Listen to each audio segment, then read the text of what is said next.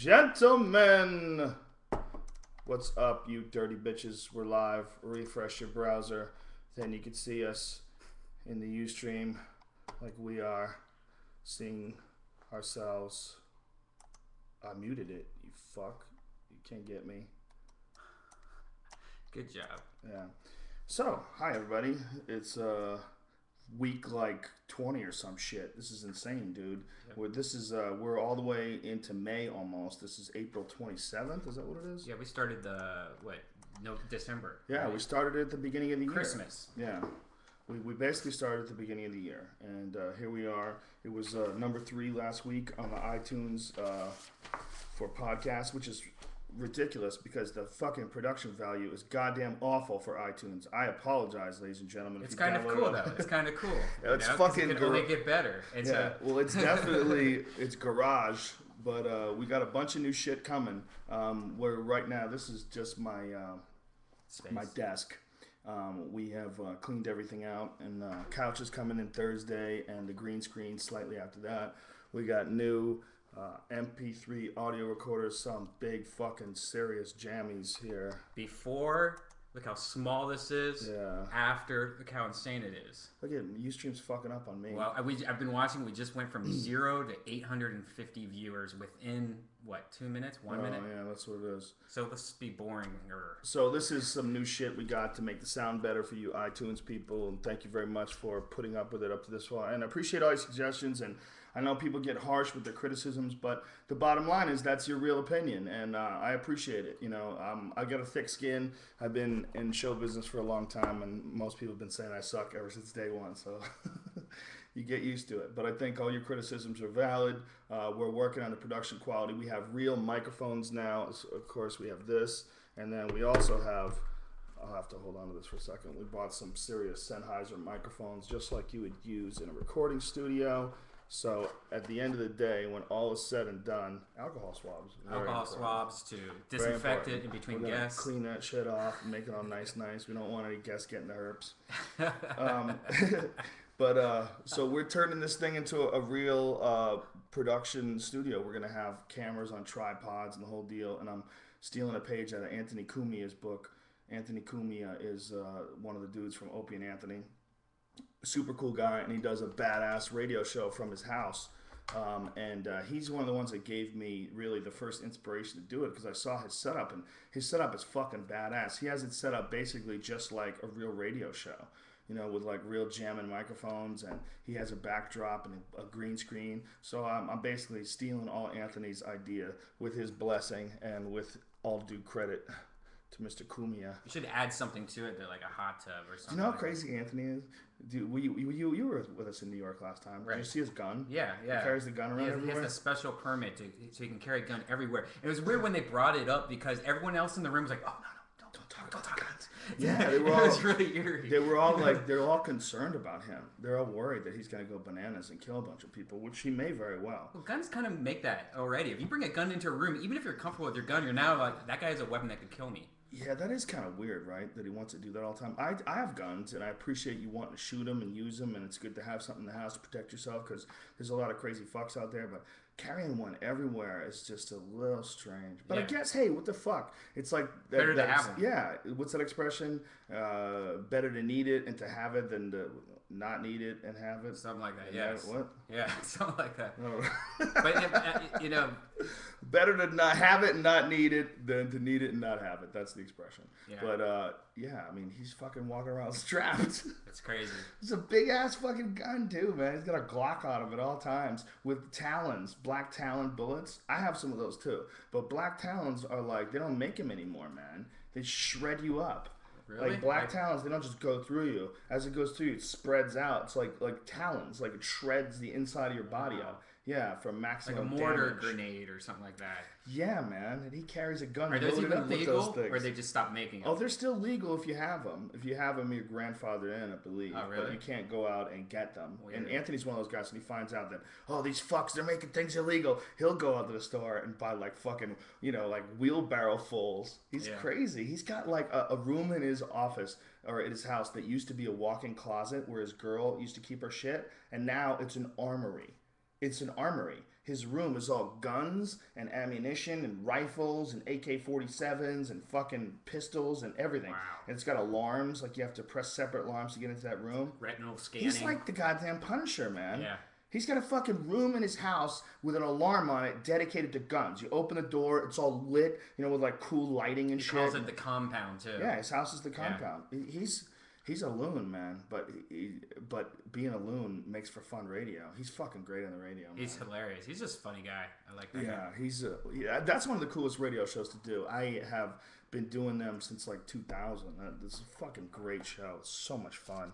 It's just the best hang. Jim Norton is the funniest guy on radio for sure. That guy's goddamn hilarious on the radio. Just mean and nasty and quick. Like the shit that he says. Like anytime there's some new thing in the news, he's always got like a million. And he's riffing. He's just riffing, just talking shit about people. If you haven't listened to them, Opie and Anthony, every radio show's hit and miss. You can't. Even this fucking thing we're doing, obviously, is hit and miss. You can't be awesome all the time because it's just talking. It's like.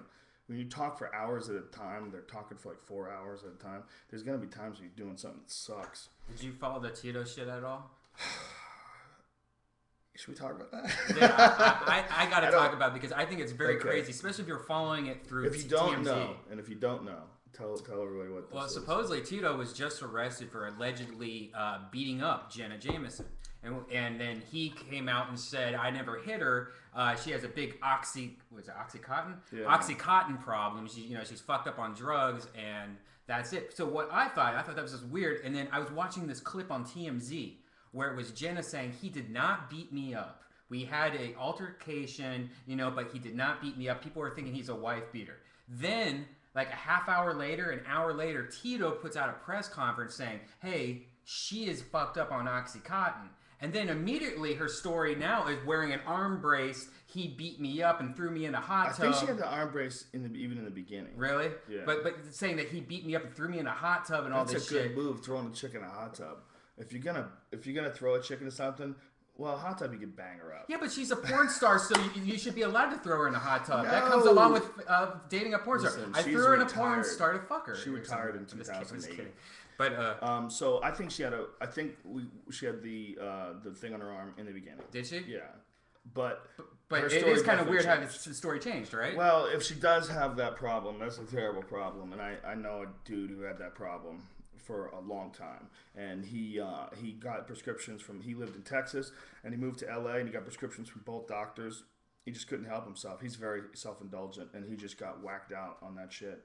But apparently it's hard. It's easy. It's hard to get off and easy to get on. Like you just start popping it. We've talked before on this show about a documentary, and we'll just briefly say it. If you haven't seen it, just Google the OxyContin Express, and it's all about how many people are addicted to this stuff in Florida with their wacky laws. Florida doesn't have a database of doctors. So the way my friend did it, he got a prescription in Texas, and he got a prescription here in California, and then he started using both of them at the same time, getting both of them refilled, and I got all fucking loony. But in Florida, you can go to like 100 doctors. They don't have a database of doctors. That's crazy. It's scary shit because it's like, for sure, it's pharmaceutical companies. They absolutely know what the fuck they're doing with this stuff. They've been accused and convicted, or it's been proven rather that they lied about the addiction qualities of OxyContin, that they knew, and suppressed information. They knew that it was super, super addictive. I mean, it's heroin in a pill form. When they call it hillbilly heroin, that's really what it is. If you've never been to Florida, folks, you might want to go just to see these things called pain management centers. I mean, you know how people go on vacation to see like the Great Wall of China? You might want to go on vacation to see the pain management centers because it's a fucking trip. Yeah. It's a heroin store. Shit's fucked up, but I mean, do you think? Did you see her reaction in the video? Did you see yes? She kind of looks spacey. Here's the problem. Here's the problem with both of them. Right. Is I like both of them. All right. I can't talk about them. I like Tito and we, I met Jenna back when she was with her old husband, and she's always been very nice to me. She's still with him. I heard that they never got a divorce. I don't know. Well, either way. She's always been nice to me, and I can't talk shit about her. But yeah, the whole thing's unfortunate. I'll tell you who I can talk shit about, though. That faggot that was fucking Larry King's wife, and now he's talking about it left and right, giving up all the juice. Like, it was bad enough when all these women were coming out about Tiger Woods and the Jesse James chicks trying to make her money. Like, that's bad enough. But this fucking guy that's been banging Larry King's wife is the biggest bitch out of all of them. This fucking guy, okay, was the baseball coach for Larry King's kids, okay? He starts banging Larry King's wife, and he's banging Larry King's wife in Larry King's bed while Larry King's show is being filmed. Because Larry King wants to know where his wife is at all times, so he makes her watch the show, at least according to this guy, so that he can quiz her. Like, what did you think about my show? Did I ask Tom Cruise the right questions? And so she has to be ready to answer. So he's banging her, and as he's banging her, she's like watching the show, making sure she pays attention to what, fucking Paris Hilton has to say to Larry King. No way. Yes. And this fucking guy gave up everything, man. He's such a fucking snitch bitch. Wow. I mean, this is a man, okay? This isn't a wounded female who, dated a guy for a long time and he told her he loved her and she thought that she was going to leave him. That's not what's happening here. This is a man. This is a fucking man. A man who knew the deal right from the get-go. And apparently she started buying him shit. Look, he's a young guy, okay? And she's hot for Larry King.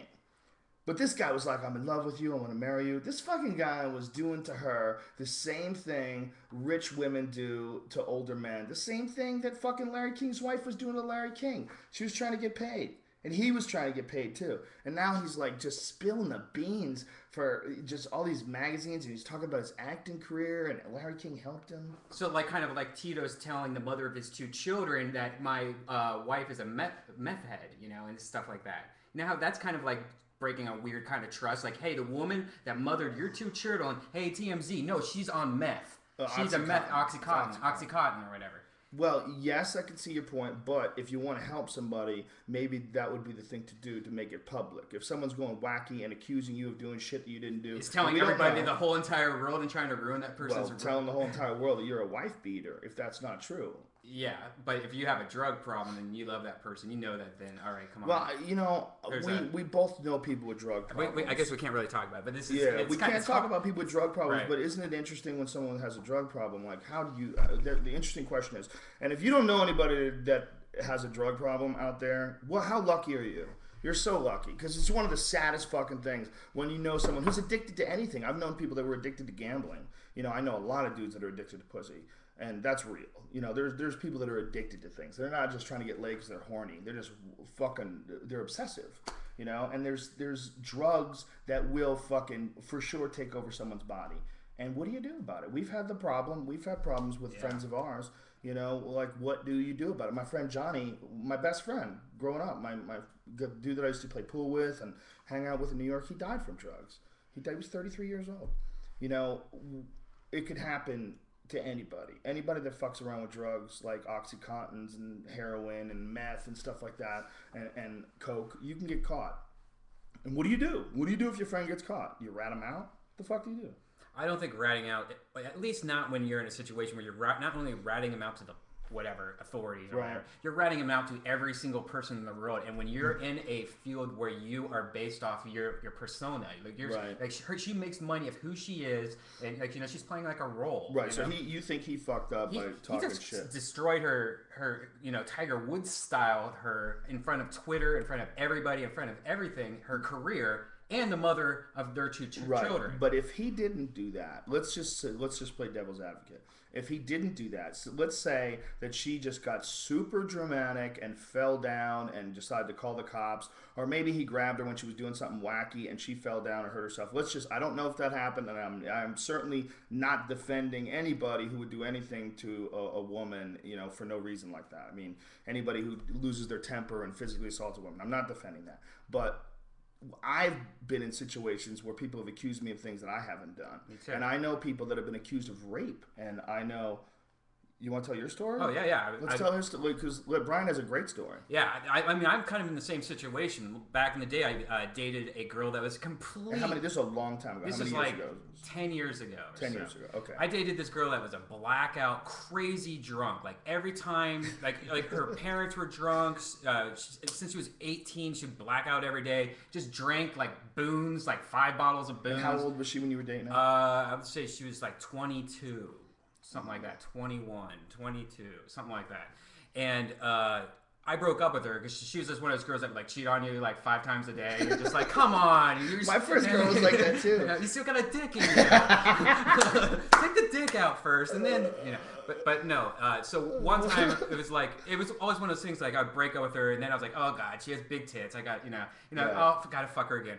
But then one time it was like 6 months would go by. She was trying, and finally I'm like, all right, look. It's my sister's birthday this weekend. We're going to go out and have some drinks if you want to come out, but you have to be cool. You can't, whatever. And so she came out fucking stupid. It was blackout drunk, fucking embarrassing people. I had to like get her in the car and stuff. But get back to my house, and I'm like, look, I'm going to bed. You can crash downstairs. Or I can call you a cab or something, but you're not allowed to drive. And she goes, I'm fucking driving, yeah. Starts breaking my shit, just destroying my house. I'm talking about taking picture frames and smashing it, throwing things. Like I had this huge dent in my refrigerator where she threw something at my refrigerator. Like it was like, and I'm like grabbing her, like stop, get the fuck out of my house, you crazy woman. And so I opened the door, throw her outside. I literally threw, not like, hey, threw her against a brick wall or anything. I just like pushed her out the front door, slammed the door, went upstairs, went to bed, and forgot all about it. How bold are you? I was like, that's a bold pimp move right there. I was like, let her you, out the door and dude. Well, if you saw the shit that she was doing in my house. Did you not look out the door to see where she went or anything? I did not care. I was so upset because Didn't you just assume she would just start lighting your house on fire?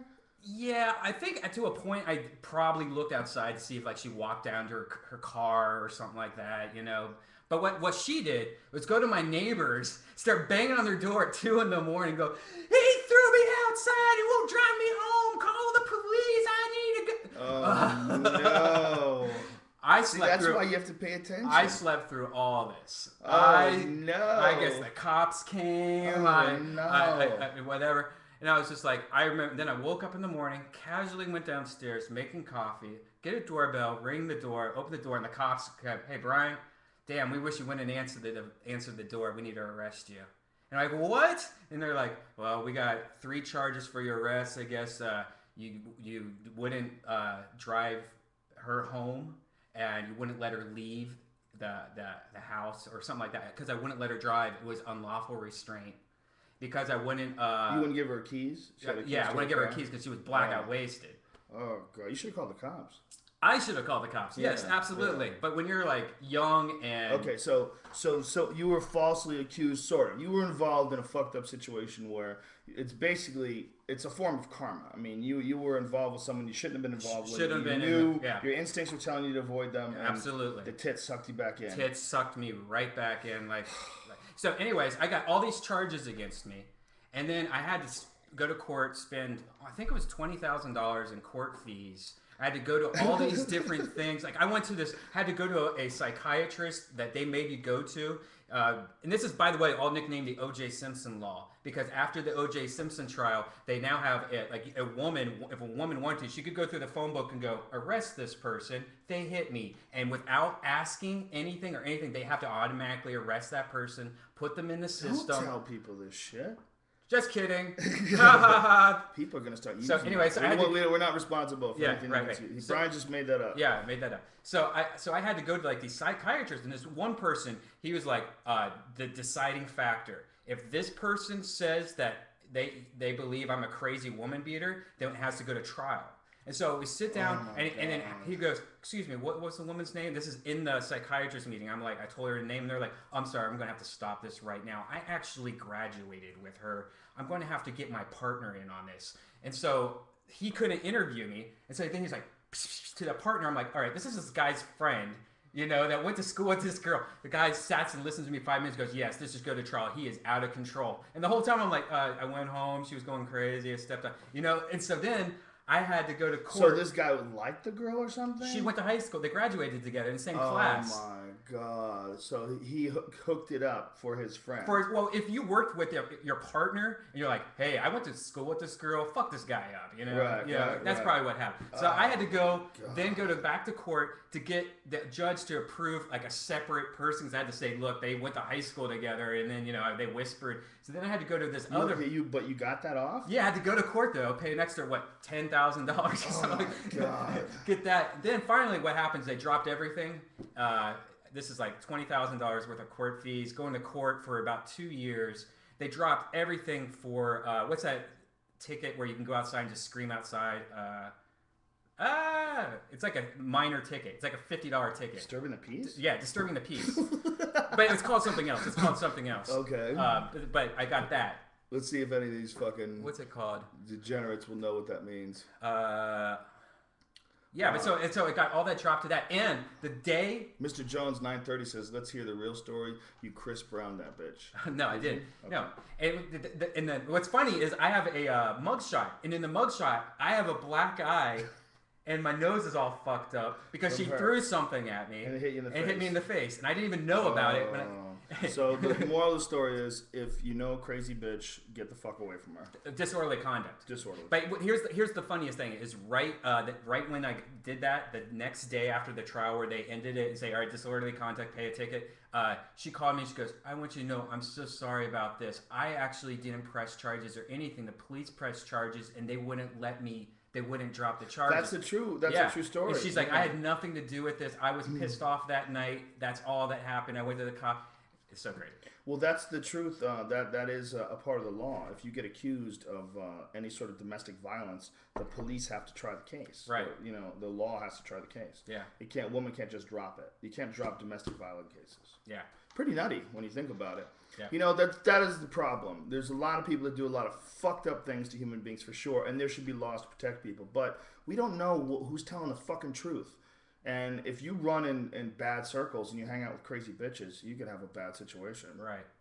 So that's what sucks about this whole thing with them, because they're celebrities. If all that shit was on TMZ, Tito and Jenna, if all my shit was on TMZ, that would be intense. People would think that you're a woman beater. Yeah. Yeah. Automatically. Sure. I already just told Ustream probably half the people there think I'm lying, you know? Yeah. I've never had a chick hit me. I had a chick swing on me once, and I ducked under and grabbed her. Right. And then I calmed her down, and then it got okay after that. Right. But I've never, I've never been in a situation where I hated somebody, where I was with them and I hated them. But I know people who have, man. I know people that are in relationships that they fucking hate. And it's almost always people that had really fucked up parents. It's almost always people that had parents that fought, and for some reason they think that it's normal. And especially when you're young, they kind of like it because they think it makes them feel like an adult, like they're doing like adult type shit like their parents did. They're fucking screaming and yelling at each other. Like, there's been many times, especially when I was way, way younger, my early days before I had a grip on the type of girls to date and the type of girls not to date. If a girl was hot, I would date her. It didn't matter if she yelled at me. I mean, you had to be really fucked up for me to break up with you. Especially in Boston, because it's so hard to get laid in Boston.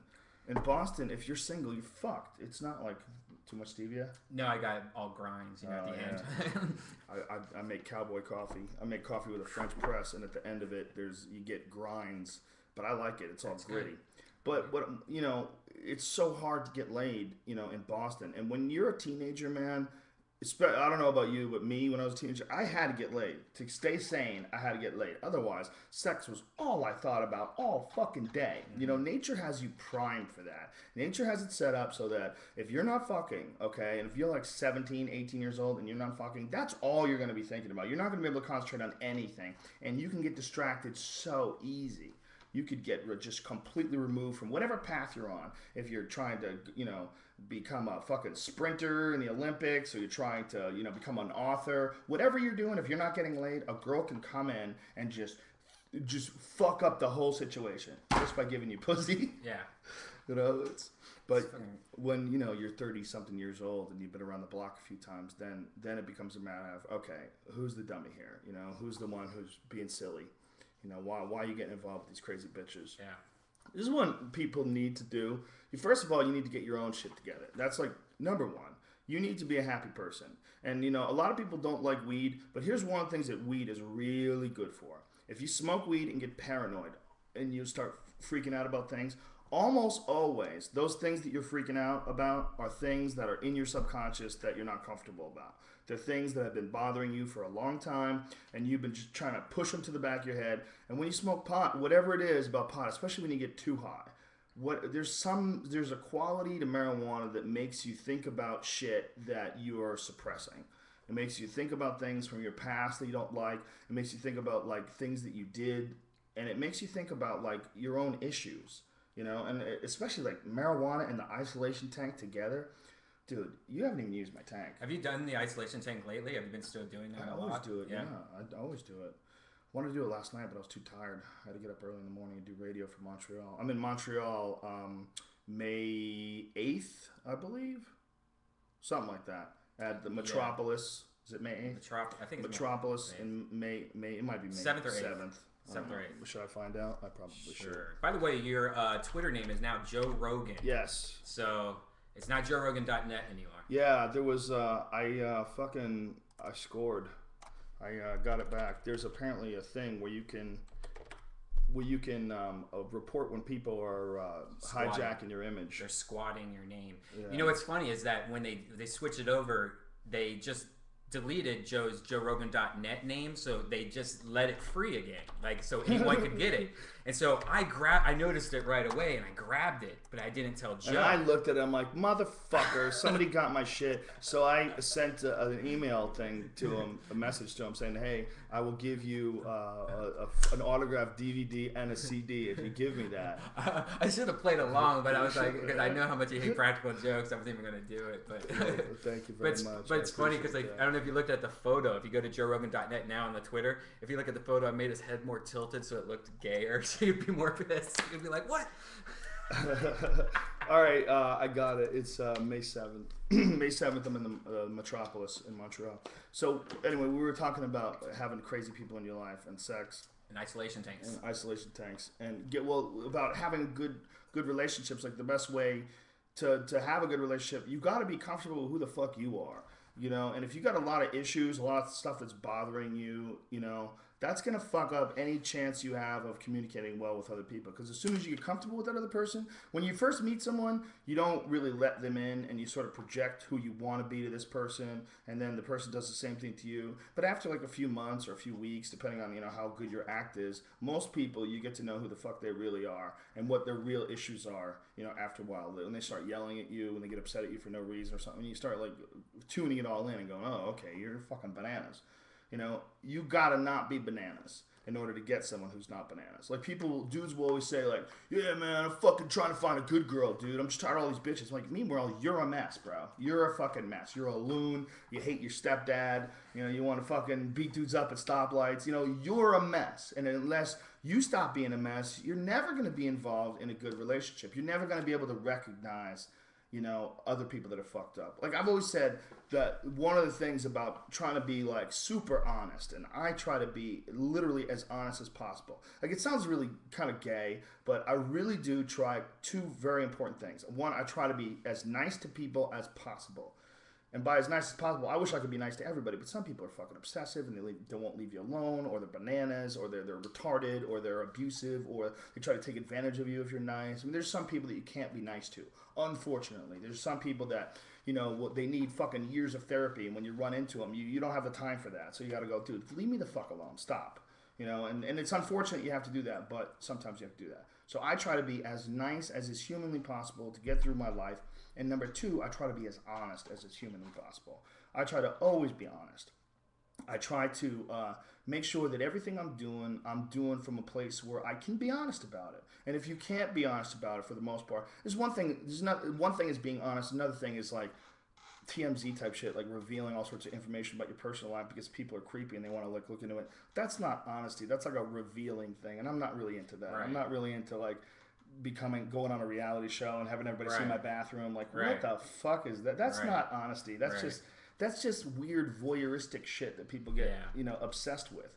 But what I am into is telling you where I'm really coming from and what's going on in my own mind, and be comfortable with that to the point where I am so honest all the time that I can recognize deception like right away. You know, and I find that to be really true. Like if you're a really honest person, when people are full of shit, you just fucking spot it like right away. Mm-hmm. It's really difficult to lie to an honest person. Yeah. Really hard. Don't lie! Remember that? we did videos, and for a while after every video, Brian was going, "Don't lie!" And really, it's a fucking awesome philosophy. Me and Eddie Bravo would have a competition who did it best. Remember? Yeah, he tried to beat. No, I could do it better. Don't lie! What was that all about? Eddie's crazy. He's very competitive.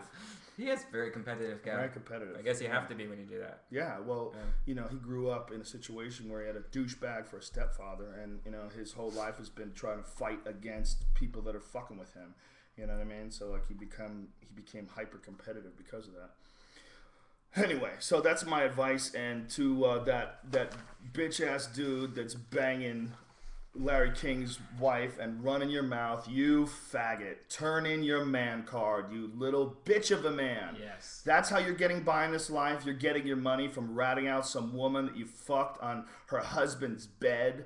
You silly man. You silly, silly man. And apparently Larry King had helped this guy and gotten this guy like acting gigs. Like, keep your mouth shut, son. You know, why are you trying to hurt Larry King? What are you getting? Like 10 grand out of this, you little faggot? How much you getting? I mean, how much are they going to pay him, guy? He's probably doing it for the fame, too. Exactly. I mean, well, he wanted to be it's like famous. Spencer Pratt style. You know, there should be a sitcom where it takes all these people called man card, where they try to earn their man card back. You know, where it has like Spencer Pratt, this guy, and they all live in a house together. And they Spencer Pratt is a fucking Brazilian Jiu-Jitsu black belt. He fears no man. Exactly. Have you seen him on that show? Yeah. He claimed black belt. That's hilarious. I hate that. I hate that Hill shit. I hate that stuff. Well, look, we're talking about him. That's all he wants. And meanwhile, he's making a living. He doesn't have to work at 7-Eleven. Have you watched the show 16 and Pregnant? No, I haven't. Dude. Apparently, Eddie Bravo says, I must watch this. I'm going to write this down. What? Bad Girls Club. Yeah. Apparently, Bad Girls Club is ridiculous. Yeah. I mean, it's just like the mall, though. Like, 16 and Pregnant's even more fun. You have your email on or something? What's that bing that keeps going on? Whatever. So what is the show? 16 and Pregnant. 16 and Pregnant. I've seen one episode, and it's all white trash kids, and right. They're yelling at their parents are yelling at them, and I was like, I don't want to be It's depressed. Awful. It's the worst show ever. That's like too much info. That's a perfect example. We were in IKEA, though, the other day, and they had like a kid's room. Like, it was like a bunk bed, and it was real happy, but then there was like a place for a baby. And I'm like, wait, is this just like, you know, poor person with only one bedroom and had to share like sister and baby? Or is this like, no, this girl has a baby and she's like 15. Oh my god! It was the she's big in a bunk bed and she's got a crib there. Yeah, that's what I'm saying. God. I'm like, what is IKEA doing? I don't think that's what they're doing. I think they're just trying to maximize bedrooms. Right. I don't think they're trying to market to the it's 16 and pregnant crowd. It's like this is like for too many people, Mexicans living in an apartment or something like that. Wow. You know? Yeah, well, you know what, man? With this economy being the shitter the way it is, right? People are stacking more people into houses together. I know a person that lives down the street from me is losing their house. Really? People are losing their houses left and right. People who have a really highfalutin lifestyle and spend tons of money and, you know, get used to it and get used to trying to bling bling, and then the shit hits the fan. I was thinking about moving the other day. Just you get sick of a place and you just want to upgrade. Right. You always feel like you have to upgrade your shit. Right, always. I tore out all my carpet, have like wood floors underneath it. Now it looks great. And I'm like, oh, I'm fine. Yeah, you just needed to change. I think, you know, when I moved to Colorado, that was a good thing for me too. Like, just to change environments. I think changing is good for your brain. I think it like refires your brain up, like, like your brain has to learn this whole new environment. I had a whole new friends, the people I would run into at jiu-jitsu, whole new people I was meeting, whole new comedy clubs where I was working out my stuff. Like, it was very interesting to me. It made me fire my brain up. I think that's a good thing to do. You have to shock it once in a while. The problem is, the other thing is you build a base though. Like, I have a base in LA. I have all my friends live in LA. My wife's friends live in LA. You know, I have my whole system set up where I buy my dog food. I have, you know, the guy who works on my car. You know what I mean? I have all this shit in LA where I train, all the dudes that I've been training with for years. It's like you get real comfortable with that system, and it's very convenient. And when you move, you gotta like reconfigure your whole situation. Everything. Yeah. The problem is women.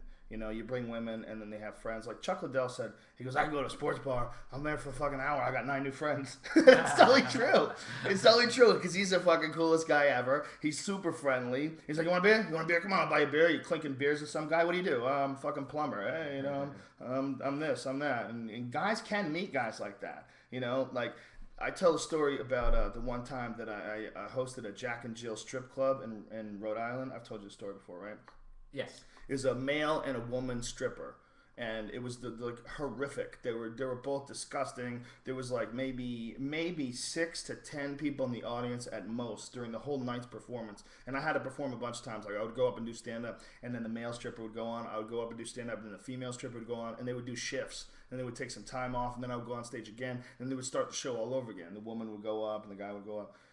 Everyone in the audience was like these weird people from this area, Woonsocket, Rhode Island. But there was this one dude who was there who was a construction worker from New Jersey. And he just happened to be in town because there was a marriage or something like that, a wedding that he had to go to for, you know, someone in his family. And he was bored, so he got out of the house to go have a beer. There's a bar down the street. So he goes to this Jack and Jill strip club. And he was a totally normal dude. And me and him were talking, having beers. Like, well, he goes, what the fuck are we witnessing? Are you seeing what we're... And this is like one normal dude and me. After the first 2 beers, it's like I had known this dude for fucking 10 years. Right. We're just, you want to play some pool? Yeah, let's fucking play some pool. So there's a little coin-operated pool table. We're playing pool, making fun of the whole situation. Like, I found a friend. Right. Like, for girls, that's hard to do, man. Yeah. Bitches don't trust each other, man. I learned that from having dogs. You know, having pit bulls. I had 2 female pit bulls, and one of them killed the other one. They would fight, and I would separate them, and I thought they worked their shit out, because the way dogs work their shit out is one dog will like dominate the other dog, and then you figure out who the alpha is. They have to do that. They have to figure out who gets to drink first, who gets to eat first. That's just the wild animal world, and you have to be number one. That's why you can never let your dog get away with shit. You can never let your dog growl at you. You can never let your dog do things they're not supposed to do, because you have to be the alpha, especially if you have big dogs. Well, this doesn't work with females. Females never accept dominance. They would always come back and try to battle it out again. And that's what they did until one of them killed the other one. And I think that's how women are with women, man. I think women can be friends with women, and they have really close friends, and, you know, they go all Sex in the City and pal around together and shit like that. But it's real difficult for them to make that kind of a bond. Right. To trust another woman, to trust them, and this, that. I think it's easier for dudes, you know? Yeah, I agree. It seems like that's like the cat fight thing. Yeah, know, especially girls. if there's dudes that are, like, doing stuff that you like to do, like comics. Like, if I meet comics, I can go to a new town and, you know, do stand-up, and there's some local comics. I'll fucking meet local comics all the time. Next thing you know, we're out having a beer together. You know, we're hanging around. We have something in common. Or jiu-jitsu guys. Like, there's like fucking 10 dudes in jiu-jitsu that I train with all the time that could totally be good friends of mine. They're just, you know, dudes that, especially jiu-jitsu guys, because they have good control over their ego. You know, jiu-jitsu guys, to get good at jiu-jitsu, you have to battle it out all the time, and you have to be real objective. You can't be delusional at jiu-jitsu. You have to really know what your strengths are and what your weaknesses are, and you got to be able to deal with tapping out. You got to be able to deal with dudes dominating you. Because in the beginning, for sure, you're going to get dominated. Everybody gets dominated in the beginning. Nobody, unless you're just so big that nobody can touch you, some 300-pound Brock Lesnar character, you know, you're going to get tapped out in the beginning. So you have to have the kind of ego to deal with that. But for women, I don't know. I think it's much more difficult. It was really difficult for my wife, especially with you have a little baby. You know, what are you going to do? You're going to meet some other lady who has a baby, and how much are you going to have in common with this broad? What if she's Christian? What if she goes all Looney Toony on you and wants to fucking talk about Noah's Ark and shit? You know? Right? Yeah. I got some guy fucking cornered me at the supermarket the other day. Some dude that I guess I'd met him before, but I forgot. You know, there's some law that you can only, or there's some studies that say that you can only keep like 150 people that you know in your head. Have you seen that? No, I haven't seen that, but I totally believe it because I think mine's like 10. Seriously, from weed?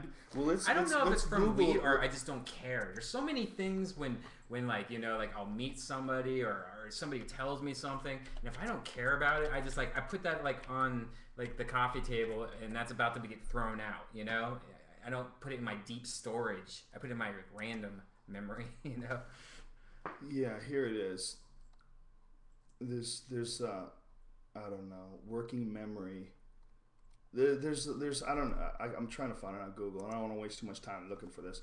but 100. It's apparently you can only have real relationships where you know 150 people, where you know their name, and you only have a certain amount of space in your hard drive when it comes to human beings, and that to me reinforces my feelings that human beings are supposed to live in small tribes. We're not supposed to live in these gigantic, fucking tribes of hundreds of millions of people. Well, it's also if you ever get a Simon Says, like dun, dun, dun, where you follow the colors. Right. It also is I don't know if it's we're supposed to live in small tribes, as in if I can do Simon Says, but right up to like the 14th one, my brain falls off, and it's always like the 14th one. It's almost like that's just my max. Like that's my hard drive's full. I can't do anything past this 14. I might be able to train myself to like micromanage how many things I can remember. But it's weird. Like if I pick up a Simon Says right now, once I hit the 14th one, I can't do it. Like it just turns off almost. Well, I think everybody has a different threshold for that. Right. Oh, I'm saying everyone does. But I think for names, it's pretty.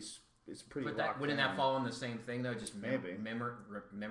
Well, I think. Well, think about how many words you know. We know thousands of words and words that we don't even use. You can. Yeah, but that takes up most of our hard drive. When's the last time we used serendipitous? Yeah, but that takes up most of our hard drive. Is that what it is? Our dictionary. How about those fucking people that just spout out? You only use 5% of your brain. It's always some random number. Right. You only use 10% of your brain. Like, really? Do you even know what the fuck you're talking about? Or are you just like reciting some shit that someone told you in high school? Like, this is the year of Google, right? You're not supposed to be just saying we only use 2% of our brain. Right. You don't fucking know.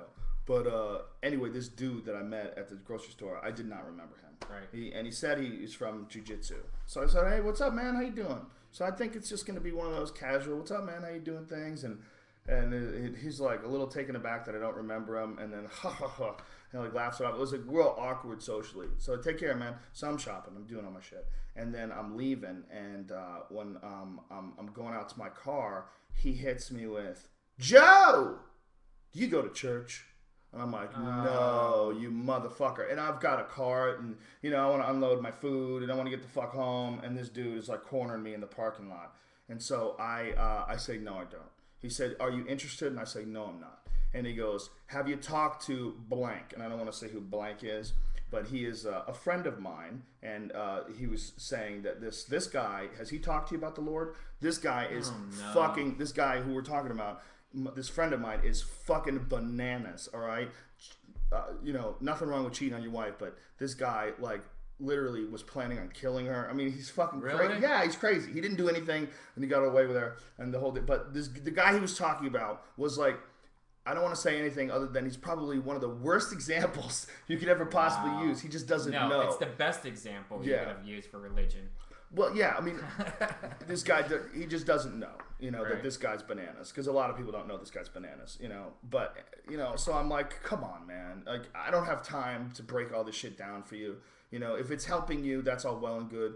But just running up to people and thinking you're going to save them in the parking lot because you couldn't get your shit together, like, you don't have to save me, all right? I'm pretty fucking happy. And if you really, truly believe that the only way I'm going to get to go to heaven is Kirk Cameron style, where you have to you have to accept the Lord. You ever seen Kirk Cameron go up to, like, gangbangers? You got to Google that shit on YouTube. Watch Kirk Cameron's videos where he goes up to people and uses his fucking 13-year-old logic. He uses like fucking 7th grade logic on these people. When you Google it, type in Kirk Cameron owned video. But there's a lot of those. Because that's even better. Yeah, when he starts talking to people who actually read, he's fucked. Yeah, it's awesome. He's so bananas. I think Kirk Cameron is almost definitely gay. The more I watch him in these videos, the more I'm like, there's nothing masculine about this man. He's very submissive in his desire for chastity and his desire for, If I met him, I think I would go over the edge and just try to kiss him. No, yeah. I'd pull out my dick and just start going like, look at it, just like go. You have to like hit the. I would go to jail for that. Just I might fuck him. I might fuck Kirk Cameron. Just hold him down. Fucking Kirk. Hold him down, jerk off on his chest or something like that. See what he does. Dude, start sticking his tongue out. No, stop. I remember, what sucks is I used to like him back in the day with his show, Growing Pains. But I also thought that Tracy Gold was hot, so I guess I'm just stupid. Well, his wife was super hot. right? Or she is still the his wife. blonde? Still his wife. Oh no, his real wife. Yeah, his real wife is super hot. There's something the matter with that dude. Yeah. His chasing down the Lord. You know, I can understand you wanting to study what Christianity, what to me, in my opinion, is an ancient philosophy. You know, it might be incredibly flawed, but there's some very good things to it. There's some very good ideas. Love one another as you would love yourself. Treat each other as brothers and sisters, and all that stuff is very good. But it's got a lot of wacky nonsense in it that makes no fucking sense. And if you really want to study it, that's your thing, look, it's just. There's nothing wrong with people studying like Greek mythology, like getting into like Zeus and Mithra and all that crap. That's kind of cool stuff. It's interesting. Shit, yeah.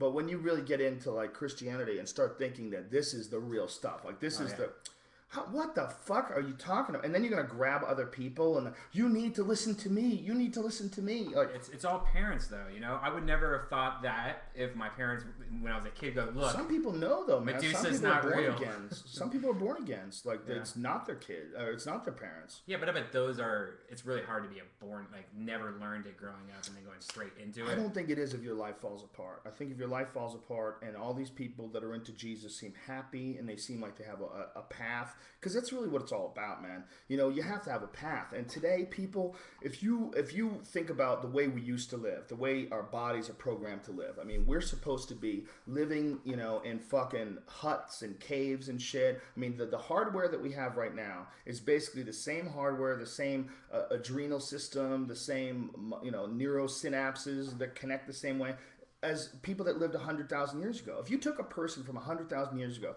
and sat him in the corner right there, he would be unrecognizable. I mean, he would be totally normal. You wouldn't say like, what the fuck, that's a caveman. No, he would look just like us. But yet 100,000 years ago, they had very different needs, man. There was, you had shit you had to do. You had tasks, okay? You had to go out, you had to find that fucking food every day. You had to hunt that shit down. That's why there's like a visceral thrill involved in hunting. Like hunters will tell you, like you ever watch like Ted Nugent talk about it? Like he makes it very appealing. And Brock Lesnar, like he's got videos of him hunting. Like it's a rush. Yeah. It gives these guys a rush to kill the animal and get their meat. And it's not like a cruelty rush, like they're there, they want to kill and fucking hurt and destroy. No, it's a man is supposed to be out there shooting animals and killing them. You ever plant food and then eat that food? There's something very exciting about that. Very, very rewarding and fulfilling.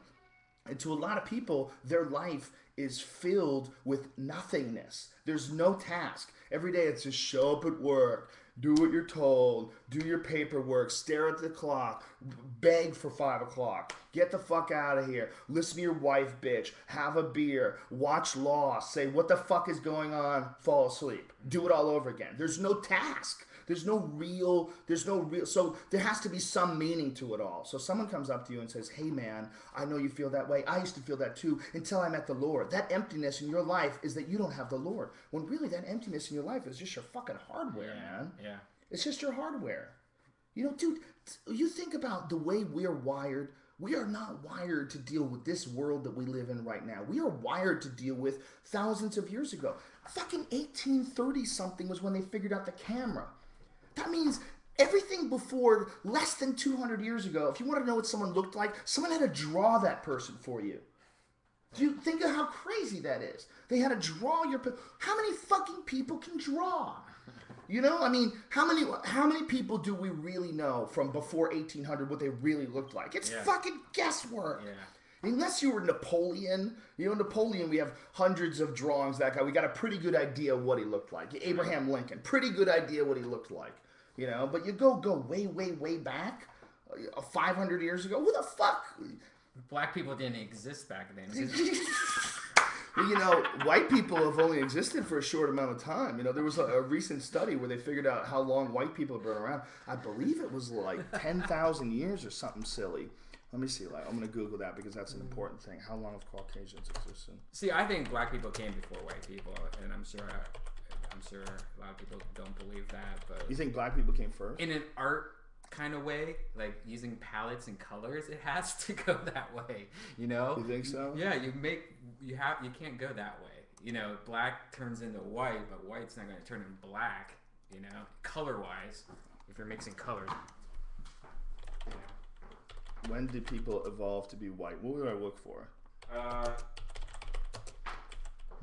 When did people become white? Let's see. When did people become white? Why did people become white? All right, that's why. Vitamin D probably. Okay, so now they're saying between 100,000 and 50,000 years ago. Lower levels of vitamin D at higher latitudes where the sun is less intense caused the lightning effect, where modern humans who began darker skin first migrated north. So human beings have been black until about 50,000 years ago when we started moving around, and then the climate changed us. Pretty crazy shit, man. When you really think about it. So this banana head that tried to convert me into Jesus, at least with Jesus, you're allowed to fucking draw a picture of him. How nutty is the fucking South Park thing? Dude, that's ridiculous. Did you watch the episode? Oh, hell yeah. Part 1 and 2. I finally Did watched you see both of them? No, I couldn't watch it. It was driving me crazy. I was so mad at Comedy Central for beeping out every time so you they didn't see said the Muhammad. first one? No. Go see the first one. They didn't do anything on the first one. The second one was because of the first one. It's so annoying, though. When you see every time they say Muhammad, it beeps. Oh. And then how about when he's in a fucking the bear suit and it comes out and it's Santa Claus in the bear suit? Right. Like, dude, the first episode he was in a U-Haul, and that was like legally that's what they thought that they wouldn't get in trouble with. So they drove Muhammad around in a U-Haul. They're like, "Is this okay?" And Muhammad would be like, "Yeah, I think it's okay." You know, Penn Jillette said something on his Twitter today, and I'm paraphrasing, but basically said the measure of a religion is how much you're afraid.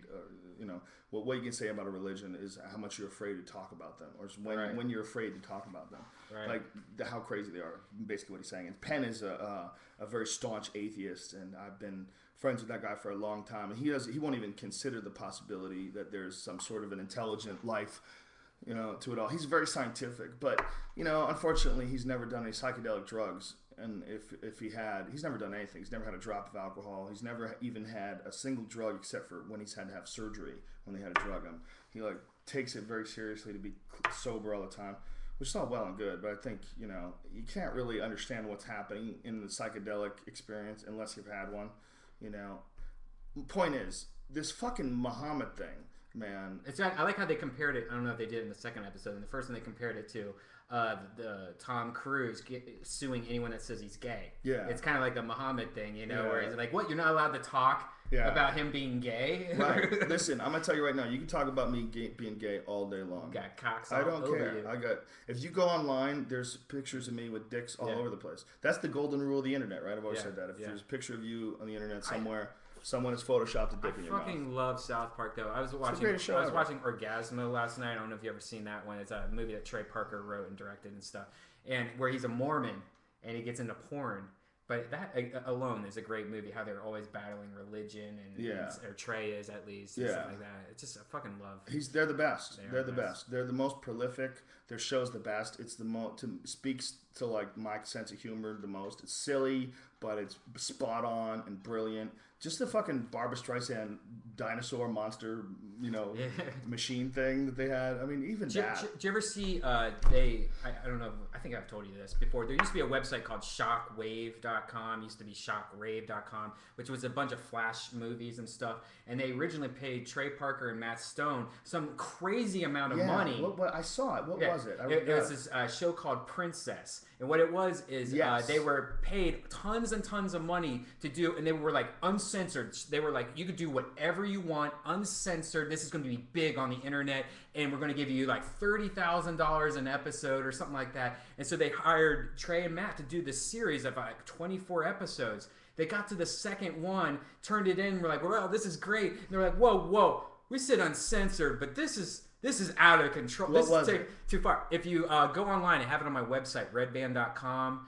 Just Google Princess Trey Parker or Princess Redban, and you'll find it. And what it is it's all about this fluffy little dog. It looks like a Shih Tzu, and it just sits there. And it starts off, it's all about this dog, and then it's just crazy stuff's going on in the background that this cute dog's watching. It's watching two people fuck. It's watching somebody get murdered. It's all about this cute little dog watching all this horrific shit. and it only got to 2 episodes. And they, even though they said they were allowed to do anything they wanted, they're like, "This is too fucked up. We quit. No, you guys keep the money. You can't do this anymore." It's the best 2 videos I've ever seen in my life, and so I wish Trey Parker and Matt Stone would finish that because it was one of the funniest things I've ever seen. Those guys are so crazy. They're the craziest. They just take things the deepest. You know, like I remember when we saw Team America. I remember being in the theater going, "I can't believe where they're going with this." I can't, you know, when the dude starts throwing up and keeps throwing up, blah, blah, blah, to a point where it's like, like a fucking football field full of puke, and he's laying in the center of it. I mean, they took it to the utmost. They took it to it's total shock humor, but brilliant shock humor. Yeah. You know, like it's not as funny the second time around, like the throw up scene. The throw up scene the first time around when you don't know it's coming, it's just, god damn, it's funny. It's like they're the best. If they have a movie coming out, I'm always more excited than anything else, except them and Borat and them and Ali G. It's like close. Yeah. So I don't know if Borat's ever going to work on me anymore. Yeah. I wonder what he's doing now. I wonder if there's like a third movie because I don't know that last one killed.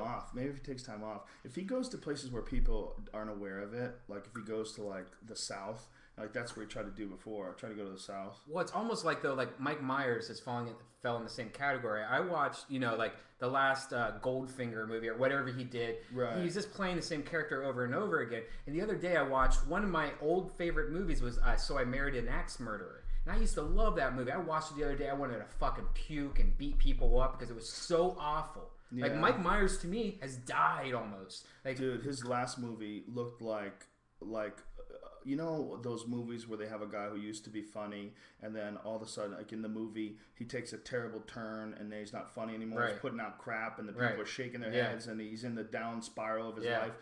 That last movie where he played the Indian guy, the love guru, Goldmember, whatever the fuck it is. The love guru. Yeah. When you watch the ads for that, you're like, okay, what is funny about this? This is like anti-funny. It's like this is like a guy who forgot what funny is, and it's just like. But what's crazy is you go back as far as So I Married an Axe Murderer, which was way before Austin Powers or any of that stuff. It destroyed that movie because that was the same character as all his other movies. Yeah. It was so awful. It's man, can you imagine? I haven't liked him since Wayne's World. Oh, I but love Shrek Wayne's World. 3's coming out. Yeah, whatever. I'm not a Shrek guy. Wayne's World was fucking genius. Him and Dana Carvey were awesome. I mean, when those movies were on, they were on. Those were great fun movies. But the new stuff he does, like I don't even like the Austin Powers movies. No. I never got it. I liked them. It's not my shit. Did you hear about the iPhone leak? If you don't know about this, they have an iPhone 4 that came out, and it's like some crazy ass new iPhone with a front facing camera. And well, apparently some dude, and this is the story, and a lot of people think that this is all bullshit and hype, and it's just making the iPhone story bigger. I personally don't, because I don't think Apple would ever release a thing on purpose, and have people find it. And a lot of companies do this though. A lot of companies, the viral marketing nowadays that's being used on the internet is so amazingly deep, and like you would not think of the shit that's happening. Like right now. Chuck Liddell in the Reebok commercial. Exactly, where he's naked and all that stuff. I mean, it's ridiculous. I could almost see this to build hype with cell phones, because if you look, there's a website called BoyGeniusReport.com, and you could totally tell this guy's in bed, or he was in bed with BlackBerry at one point. Like there was times where it's like, all right, you got this phone like a year ahead of anybody else, and you already have it and have already a video of using it and stuff like that. Right. That seems a little fishy that your friend just let you borrow it, and when it comes out like a year later, and I almost think it's just shit to be leaked out, kind of like on the internet. They're gonna see what people's reactions are, try to tweak things. It's almost like we're, some of marketing. It. I'm sure some. I don't know about this Apple thing though. That just seems... it seems to me like the dude got fired. Did he get fired? Yeah, he got fired. The police are involved now. Yeah. Did you hear about the Gizmodo guy? They broke down his house. They broke down his fucking front door. Took all his computers. The reporter that reported on this. Well, he got a copy of it. They paid $5,000 for the actual phone. So they paid money for the phone, and apparently Apple's saying that that's their stolen property, and you're not supposed to be having that reporting on it. So they went to the guy's house who wrote this whole report, broke down his house, took all of his fucking computers, took 2 servers. This guy had servers in his house. That's a super geek. Yeah. Well, he is a super geek. I mean, he's the main editor of one of the biggest tech websites. Yeah. Not only does he get free shit, what I'm more interested in is imagine somebody coming to your house, taking your computer, took everything. That shit freaks me out. Why take the computer too? Because the computer had nothing to do with the cell phone. I think nowadays that's one of the most scariest things ever is somebody can now come in and take your diary and put it into their database. Your old diary, never would you ever think like, okay, the cops just came and took my diary, and now they know everything about me, every feeling, everything I'm thinking. Now, that's what our computers are, diaries now. Yeah, you get all your emails from like a fucking million years. So this guy bought an iPhone, and now his diary is owned by the government. Every photo he's ever taken, all on his computers. Like, why do they think that they can just take your computers? Is it to get a tracking of the emails to see, like, you know? I think it's an open door that they're allowed to do it, and they can pretty much is like searching your car. You know, cops want to search your car regardless, even if they're just trying to pull you over for a seatbelt. They want to search your car and see what else they can find. But I mean, a lot of people are saying that this warrant was unlawful and that they shouldn't have been allowed to do this. It's totally unlawful. Are you sure? Are you a lawyer? It's a cell phone. Somebody bought a cell phone from another cell phone. Right, but they bought a stolen cell phone that's basically stolen property. I mean, the guy lost the cell phone, but it's the property of Apple, and it's very sensitive property because it's a prototype. Yeah. I guess you're right. But I think basically they fucked up in stealing the phone or in buying the phone. What they should have done is given the fucking phone back to Apple. I mean, the company doesn't want you reviewing their shit before it's out yet. I mean, I don't think that's a huge request.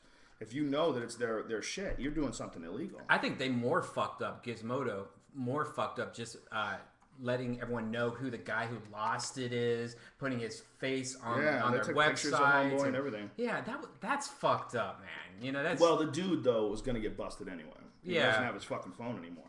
Yeah. Really, what they should have done if they knew all this shit is give him back his goddamn phone. I think, or what they should have done is just like, oh shit, it's just a cell phone. Everyone chill the fuck out. What? It's got a front-facing camera now? Whoa! You know how dumb this is all going to sound in October? And we're like, everyone's got it now. All right, chill the fuck out. That's going to crush AT&T's service. If you think AT&T service sucks a big bag of dicks now, wait till that front-facing camera comes out, and everyone everywhere is going to be fucking you streaming while they're driving their car, talking, singing the fucking Black Eyed Peas. I got a feeling. Oh, that's great. That tonight's there's going to be a million fucking people doing that all over the country. Bring it on. Like I've always said, that's going to be the end of the world is when everyone has their own channel. And everyone basically is like a walking television channel. Right. And instead of like, hey, what's your fucking Facebook page? Can I Facebook you? What's your Twitter? It's going to be, what channel is your life? You know, you're going to have a fucking helmet on, and there's going to be a front-facing camera that shows you as you're walking through the world. And, you know, you're going to have a video camera broadcasting everything you do. It's kind of like what Ustream does and what, like, Justin TV does. You know, Justin TV originally was called live casting, which was 24 hours a day following around Justin, who had a camera filming his whole entire life. Do you remember when we were in San Francisco and Justin TV was going to give us a laptop and a backpack? That was really weird. Connection. That was really weird. Was so strange. Yeah. The dude who came to the show was so shady. And he's like, no, we're going to hook you all up. And then we go to lunch and he goes, this is the laptop. This is the camera. All right. And then he like put it back in. He's like, what were we supposed to do there? Was there? Well, he said he was going to get it all to us. And we started making fun of it. And, that's right. We were like, what if it cuts out? This is silly. We got to carry a backpack around. Like, what am I going to do? And we decided that it would be ridiculous. And they were like, they wanted to like broadcast shows. I have enough problems with people YouTubing my shit before it's done at shows. Like, when you come up with new bits, you know, like sometimes when a bit like is out and it's on a CD, you know, that's to me when it's an old bit. But if I got bits that aren't on, they haven't been on television, haven't been on CD, and you're like, oh, I've seen that bit. You're like, you've seen it? How do you seen it? So I saw a YouTube clip. Some asshole in the audience is videotaping it. Now people are saying like it's old material. I'm like, God damn it, it's not even done yet. Yeah. It's not done. I hate that shit. You know, like you can't. So like when they were like, well, we want to like Ustream, you know, your whole show. I'm like, you can't Ustream my show because when the material comes out, I want at least the majority of people, you know, to watching the television show, other than the people that have seen me in the clubs, I want it to be new shit. I want it to the DVD to be all shit that's not on another DVD. And it's not going to work that way if there's fucking these Ustream clips and Justin TV shows everywhere. And so I thought the whole thing was too much, you know. And it's not that entertaining to like to broadcast every fucking thing you do. I mean, with this show, like I think we sit down, we do it for 2 hours, we bang it out, and that's it. You don't want to just keep having content where you water down what people are watching. Well, you have no personal life. There used to be a website called gabgab.com that I used to be addicted to, which was about maybe 8 years ago. There was this girl named Gabriel, and she's an author in New York City, and she live cast herself via webcam where it would like refresh every 10 seconds. Oh god! Because it was before when the internet was new. Oh, and that was actually kind of cool back in the day. She would have 3 cameras that would just refresh every 10 seconds. But I got addicted to watching it because it was so weird. She would come home, talk to the husband, they would make dinner, then they would bring the camera into the bedroom and have sex. And that's the part I like the most, obviously. And you watch them bang? Yeah, you watch them naked. bang completely naked. Was this when people couldn't record things off Right, yeah, this is way before that. But it was so addicting, and then one day she just left. And it felt like she broke up with us. You had a time beaten off just right. Yeah. Like if you like turned it on, they were in the middle. Oh, no. Yeah. Stroke. 15 seconds later. Stroke. Yeah. And if they stopped, like someone stopped to answer the phone or something like that. Yeah. I mean, there was a show. Do you remember that movie with William Baldwin? I think it was like maybe Sharon Stone or something. It was Splinter, I think it was called. It was about these people that had I think that's the movie I'm thinking about. Wasn't there a movie where these people's all their whole lives before EdTV? It was like something along. Maybe I've got the premise totally wrong, but like something like EdTV is a perfect example. Remember EdTV? Mm-hmm. I mean that basically predicted the rise of the Kim Kardashian type shows. Yeah. I mean basically that's what that show was like, and people in that movie was like so ridiculous, the idea that people would just broadcast their entire lives. Like, how ridiculous. Like, look at this. And in the end, the message was that it's too much. Yeah. The message was that it fucked up this guy's life. And, he had to stop doing it to get his shit together. Totally. Meanwhile, there's more of those goddamn shows than ever. Yeah. They're real now. Yeah. It's funny how many things from the past... Sliver, that's it, yeah. It's funny how many things from the past were that people predicted are like a real part of life now, that were like ridiculous back then, like this idea of EdTV. That's a real part of our life now. I mean, it makes you wonder about like Mad Max and shit like that. And that's, I mean, when peak oil comes and people are fucking, driving biodiesel cars down the street that they made, fucking corn fuel out of, and fucking shooting at people trying to get fresh water. I wonder if that really could go down like that. I think so. I totally could believe that. Redban, talk about your tooth. Oh, they wanted fucking Brian missed last week's podcast because he was. Have you ever done that? Have you ever chipped a tooth or a filling falling out of your mouth and you could feel the air go inside your tooth and hit your gum? I've had fillings fall out before. Yeah, fucking sucks. Well, you bit a spoon, right? That's what happened. Well, yeah. I'm used to eating with plastic spoons, but I ran out of plastic spoons, so I went back to real spoons, and I forgot. And I always chew on the plastic spoon. Why do you chew on a plastic spoon? Like when I'm on the internet or whatever, I'll just like chew on like I'll eat yogurt, and I'll just be like kind of like chewy on the spoon. Oh my god! But I forgot it wasn't a plastic spoon, so I just went crunch, and I'm like, ah! That's not smart, dude. You shouldn't be chewing on metal It still hurts. I have to go back in a month to get a real thing. That's ridiculous, son. That's not good. What else I want to talk about? Oh, some dudes that said they found Noah's Ark. Is this the same people that found it? No. Joe Show 1? It's different people? Yeah, was that Joe Show 1? Joe Show number 1. Yeah, there's a one that we did from Atlanta. You can find it on the internet. If you can find it on redban.com, right? Yeah, or it's Joe Show. Google Joe Show, all one word, Ark. Yeah, Joe Rogan, Noah's Ark. But anyway, there's a dude back then who said that he had found Noah's Ark. And now, apparently, there's a group of evangelists that claim they've seen Noah's Ark. Have you seen the photos of it? No.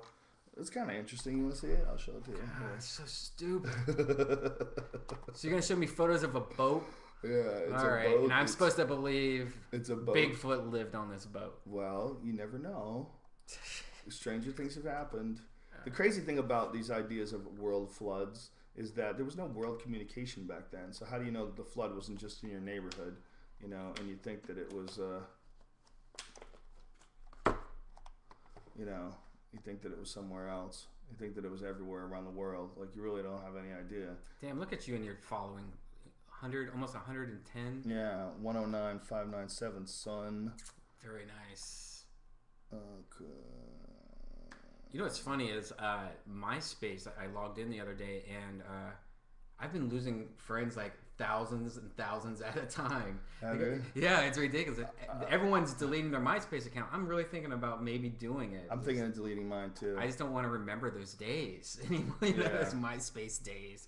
Yeah, it's pretty silly, right? Yeah, it's like having a kid that you just need to cut off strings or something.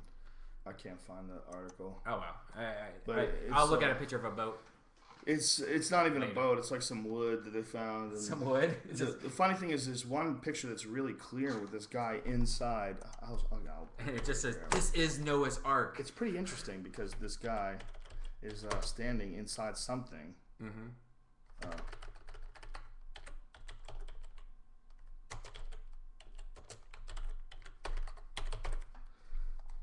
Yeah. See, look at this photo. Look at this. What is that? This guy claims that he's inside Noah's Ark. Isn't that a photo from Noah's Ark Ministries International? I'll throw this link up. If you just Google, it looks like my basement. Noah's Ark. If you just Google, they found Noah's Ark. You can see it. This is the Noah's Ark thing we're talking about. I hate that shit.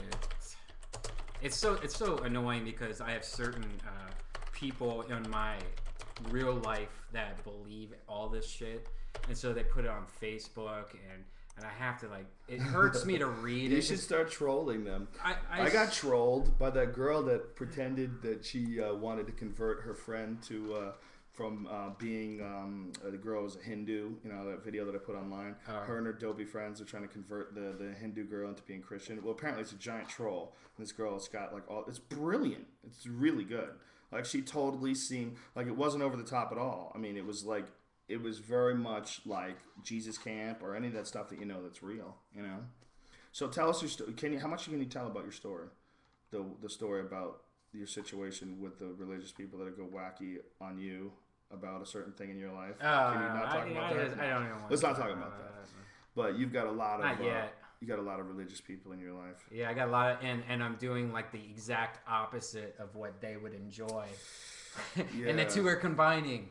Yeah, exactly. Did you watch the fights this weekend? No, I did not. I didn't even know where to watch the fights. Were they on pay-per-view? It was pay-per-view, and it was... was it very UFC? Did it feel like the UFC? Yes, it felt exactly like the UFC. But it was... Are they going to keep it like that? I don't know. I don't know. I would love to keep doing it, man. Doing commentary for the lighter weights. I think those guys need more... They deserve more credit. They're more action packed. Those fights are crazy. And right now they're like in this like shadow organization of the UFC. It's a small organization. Doesn't get nearly as much attention as the UFC. And I wish we absorbed them. You know, I wish we had. If it was up to me, I mean, obviously it's not. There's a lot of business contracts and all sorts of jazz. But it would be the coolest thing in the world to be able to call those lighter weight fights, man. Uriah Faber fought Jose Aldo in the main event for the featherweight title, and Uriah Faber got beat up, got kicked the shit out of his legs. It's an incredible fight if you watch it. It was more incredible live watching it, right? Because this dude just picked Uriah Faber apart, man. Uriah Faber. I mean, some people gave him a round. I think I don't know what they were thinking because basically, in my opinion, Aldo just dominated every single round, and at a certain point in time, just had him mounted in a crucifix, just punched him in the face for like a minute and a half. It was ridiculous. I mean, he just completely dominated Faber. And Faber is a fucking beast, man. A beast. Just couldn't stop the leg kicks. The leg kicks kept coming. You know, and Aldo's so goddamn fast. Aldo used to be a real serious soccer player, too. He played semi-professional soccer. And those soccer players, man, they have incredible legs. Like, they can move really good. Their footwork's really good, and they kick really hard. And he's just so good at moving in and out. You know, soccer is all about moving side to side, quick moves to deal with the ball. And those guys that are real good at soccer, man, that really translates well to being able to kick, you know, throwing leg kicks and getting out of the way of leg kicks and just the ability to spring forward and spring back. Soccer is a tremendous place to start, tremendous base for certain types of fighting, especially for like Muay Thai. You know, you guys saying Tito Ortiz and Jenna, we already talked about that, bitch. You're going to have to go to the recording. Rewind the tape. That shit, son. Word. You can't just be talking about it over and over. How loud were those leg kicks? The thing about leg kicks is, Goldberg's always talking about that it's not a slap, it's a thump. The ones that are really hard, they're not as loud. Because of like, say if you hit someone's thigh with your open hand like that and slap the skin of their thigh, it would be really loud. But if you hit their thigh with a baseball bat, it would be like thump. like a meaty thump, and the meaty thumps are a lot more painful. What it is the shin just digging into the meat of the leg, and it fucking hurts like hell. It's you really can't appreciate how bad a leg kick hurts unless someone leg kicks you, someone good. You know, you get like some fucking Melvin Manhoof type character, some Ernesto Hoos type dude to slam a leg kick into your leg. You realize, like, god damn, it's so fucking painful. And that's what this guy's move was. He just kicked his legs out from under him until he was useless. From the like second round out, he was pretty much useless. It was sad. You know, but Muhammad South Park thing. I really like how the Extremeness website kept on getting hacked. Did you see that? Oh, the Islamic, yeah. What was their name? RadicalIslam.com. Yeah, they were from New York, right? Yeah. Fucking traitors. Ridiculous. The idea that I mean, that's taken nutty to a whole new level. Yeah. You can't even show our guy in a picture, or we'll fucking not even a drawing, a stick figure that even looked like a stick figure. Did you? Oh, you didn't see it. I didn't see the first episode. They draw Muhammad and they hold up for a second. It was just like a stick figure, but it was like a circle, a line, and like some kind of wiggly coming out of it. And they went like this. They just showed it like that. And that's Muhammad. It's incredible. It's incredible that here we are in 2010, and there's people out there that really believe that you shouldn't have a drawing that represents their guy, their messiah, their prophet. And the funny thing is, this fucking guy, I said that once, and this guy emailed me, hey, dumbass, the reason why you're not allowed to is because they don't want you worshiping false idols and imagery. Like, okay, I'm a dumbass? So you think it's okay to kill people because someone's drawing some fucking guy that may or may not have even existed? You know, you can't, when you go back a couple thousand years, what is Muhammad, like 1,500 years ago? When you go back like 1,000 years plus, man, who the fuck knows what really happened? Can I use this real quick? Sure. I want to draw Muhammad real quick while you're talking. Don't do it, man. We're going to die. No, I want to draw We're going him. to get killed. I don't have no... You don't have anything to do about this? I have no say. I cannot stop him. All right. Is this your Muhammad? Yes. This is Brian's version of Muhammad. This version of Muhammad is not sanctioned by Ustream. No, I think it is sanctioned. Didn't they help invest this? No, okay. They didn't. Okay, this is Muhammad. That's incredible. Yes. That's very lifelike. Yes. Here's Muhammad with a mustache, just in case I forgot. I guess drawing was probably way more important a couple hundred years ago before photos. Huh? You think everybody knew how to draw? Oh, I think people knew how to draw better. But you think if someone raped you, you had to be able to draw them, right? Yeah. Because how bad is people's memory? You know, how many people have been arrested for shit because of eyewitness reports? And, you know, people make this eyewitness report and then they arrest someone. That's him. And it turns out they were totally wrong. And then they apologize and I'm so sorry. And the person does like fucking 15 years in jail. You know, back then, what the fuck did they do? What did they do back then? You know? Yeah, they found the stones that look like the raper. This stone... This not in this tree. His nose resembled it. They just had a box of stones. Which one looked most like your race? That's like, you know, I love people that are like really into UFOs and shit, and like say they talk about images that are on like cave walls. Like, you ever seen the images on cave walls? They're like flying saucers and aliens on the cave walls. Like, no. How do you know those cave guys didn't just eat a mess of mushrooms that they found, trip their balls off, just start drawing loony shit that comes to their mind? Well, what if it was like a children's book for their small kid? Yeah, like, look at this. There's the man who come from the sky with free elk. You don't know what the fuck they're drawing. You just found some scribbles on a wall. Yeah, you know? If you found some of my drawings, you'd be like, what? That guy looked like a... There was people that look like dicks. Get that? You see that hand and that? Not that one. Below that, the drawing pad. That's some shit I found from my high school years. Dude, that's awesome. This is from when I was like 15. Dude, that's crazy. Yeah, I'll put some. You need to scan all this shit in, man. Yeah, I'll put some of it online. You are 100 times better than I was, and I did it all the time. This is like from when I was a kid. It's his Super Cat, huh? Oh shit. It's like some shit that I drew. I used to draw a lot. Oh, that's badass. As Bruce Lee.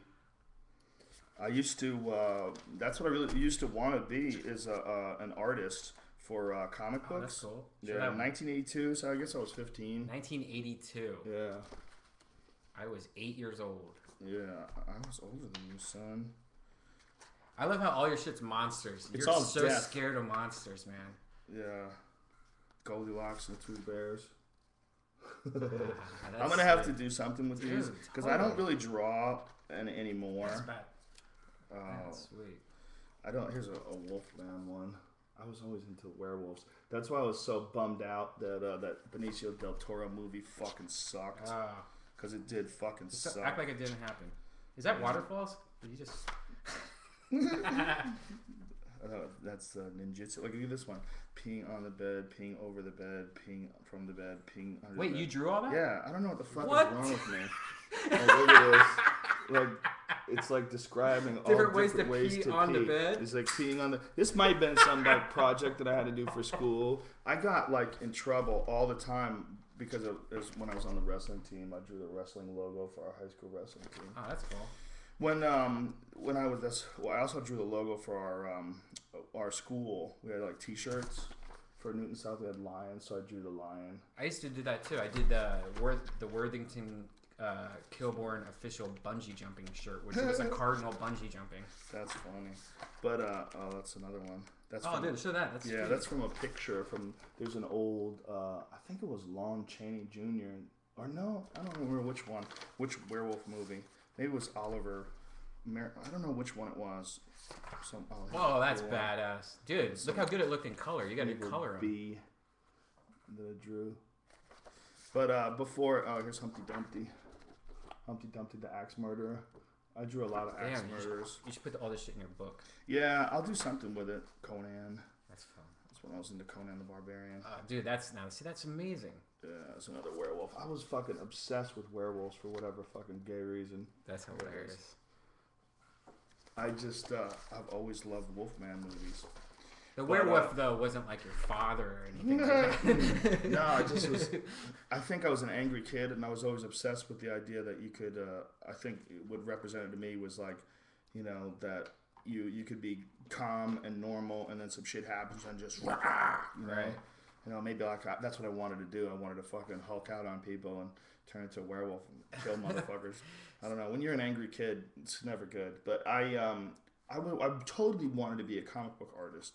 But my high school art teacher was a douchebag. Really? He was just suppressive and annoying and unhappy and had no joy.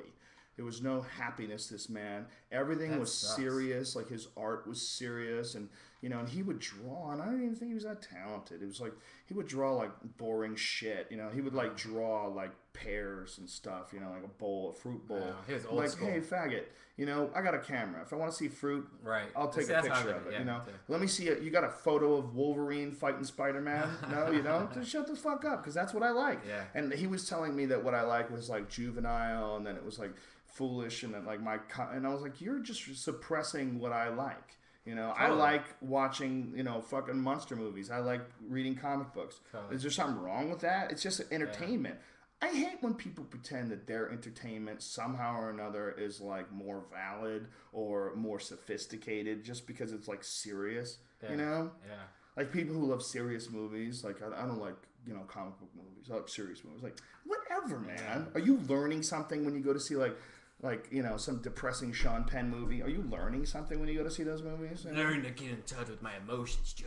Yeah, what was that River movie? Whatever the fuck. River Runs Through It? No, the Sean Penn one. Oh. Mystic River? Mystic River, is that what it is? I don't know, whatever. But it was like, and everybody's like, it's such an important film. Like, what film is important? Yeah. Okay, they're fucking movies, man. You go to a movie, you enjoy yourself, you have a good time, it takes you someplace, it gives you some thrills. There's a lot of shit you don't know what's happening. Things get resolved. What's gonna go down? That's all it is. It's fucking entertainment. And the idea that your entertainment, because it represents like things that happen in real life, is somehow or another superior to like superheroes or monsters. Like, please, just stop it. I had a good art teacher. Like, it's funny because I'd get C's and D's in every class because I would sleep. Except for art, which I straight A pluses took every class. But my teacher was cool. And like a lot of my paintings, I look back and I'm like, wow, she let me do this. Like one was called Pool Table on Acid. And she gave me an A minus. And it was just a pool table with a monster coming out of it and everything was melting.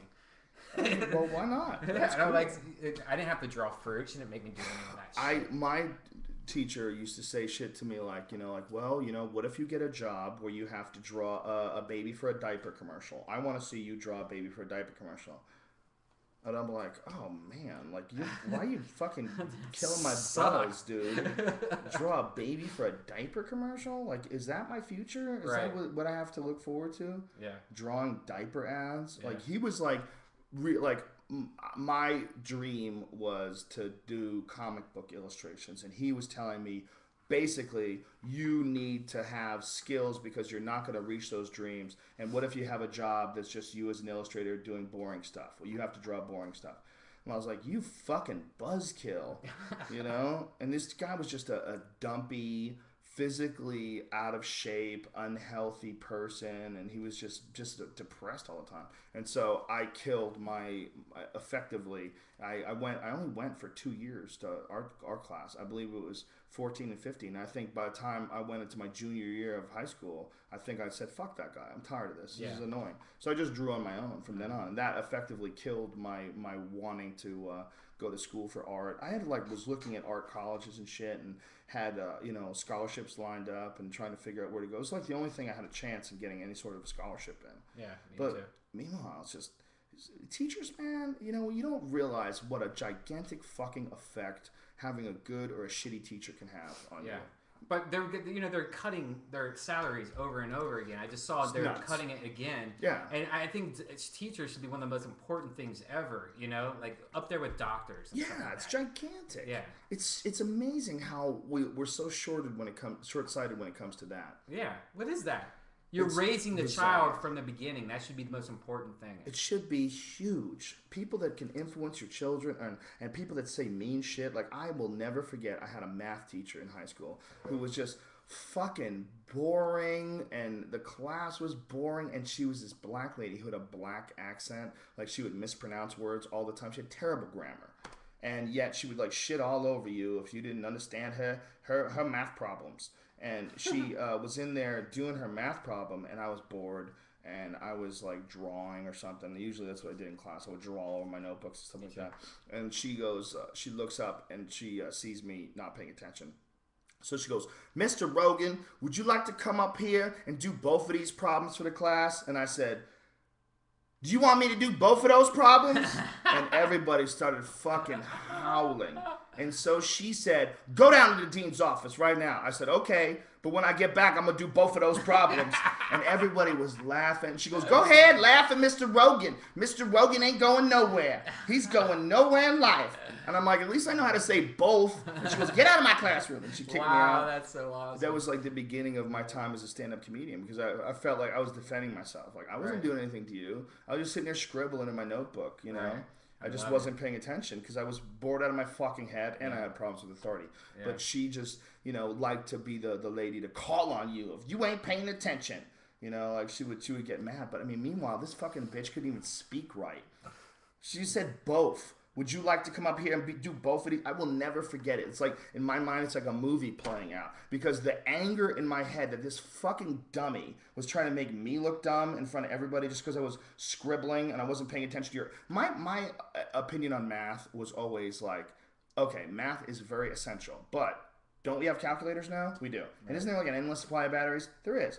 Done. Right. I'm done. There's only a finite amount of things to pay attention to in the day, and I don't give a fuck about these wacky equations that you're making me solve and figure out. I know how to add. I know how to divide. I know how to multiply. Is it, or are we done here? Right. Do I have to keep going? Is this really gonna?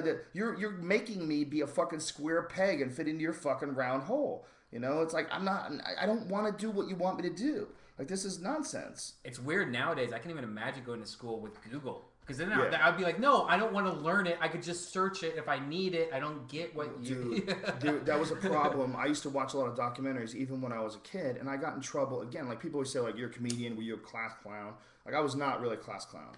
What I used to do, though, is draw a lot of cartoons about our teachers, getting involved doing shit. And we had this one teacher that was really annoying, Mr. Holman, and Holman, very serious. But he was wrong about a lot of shit. And I was, I was fucking 15 years old, and I was in class, and I was, again, bored out of my fucking mind. He had a science class, but at least science class was a little more interesting. Right. But he started going on about Lake Erie. Lake Erie's a dead lake, and this and that. He started talking about all the pollution that's involved in Lake Erie.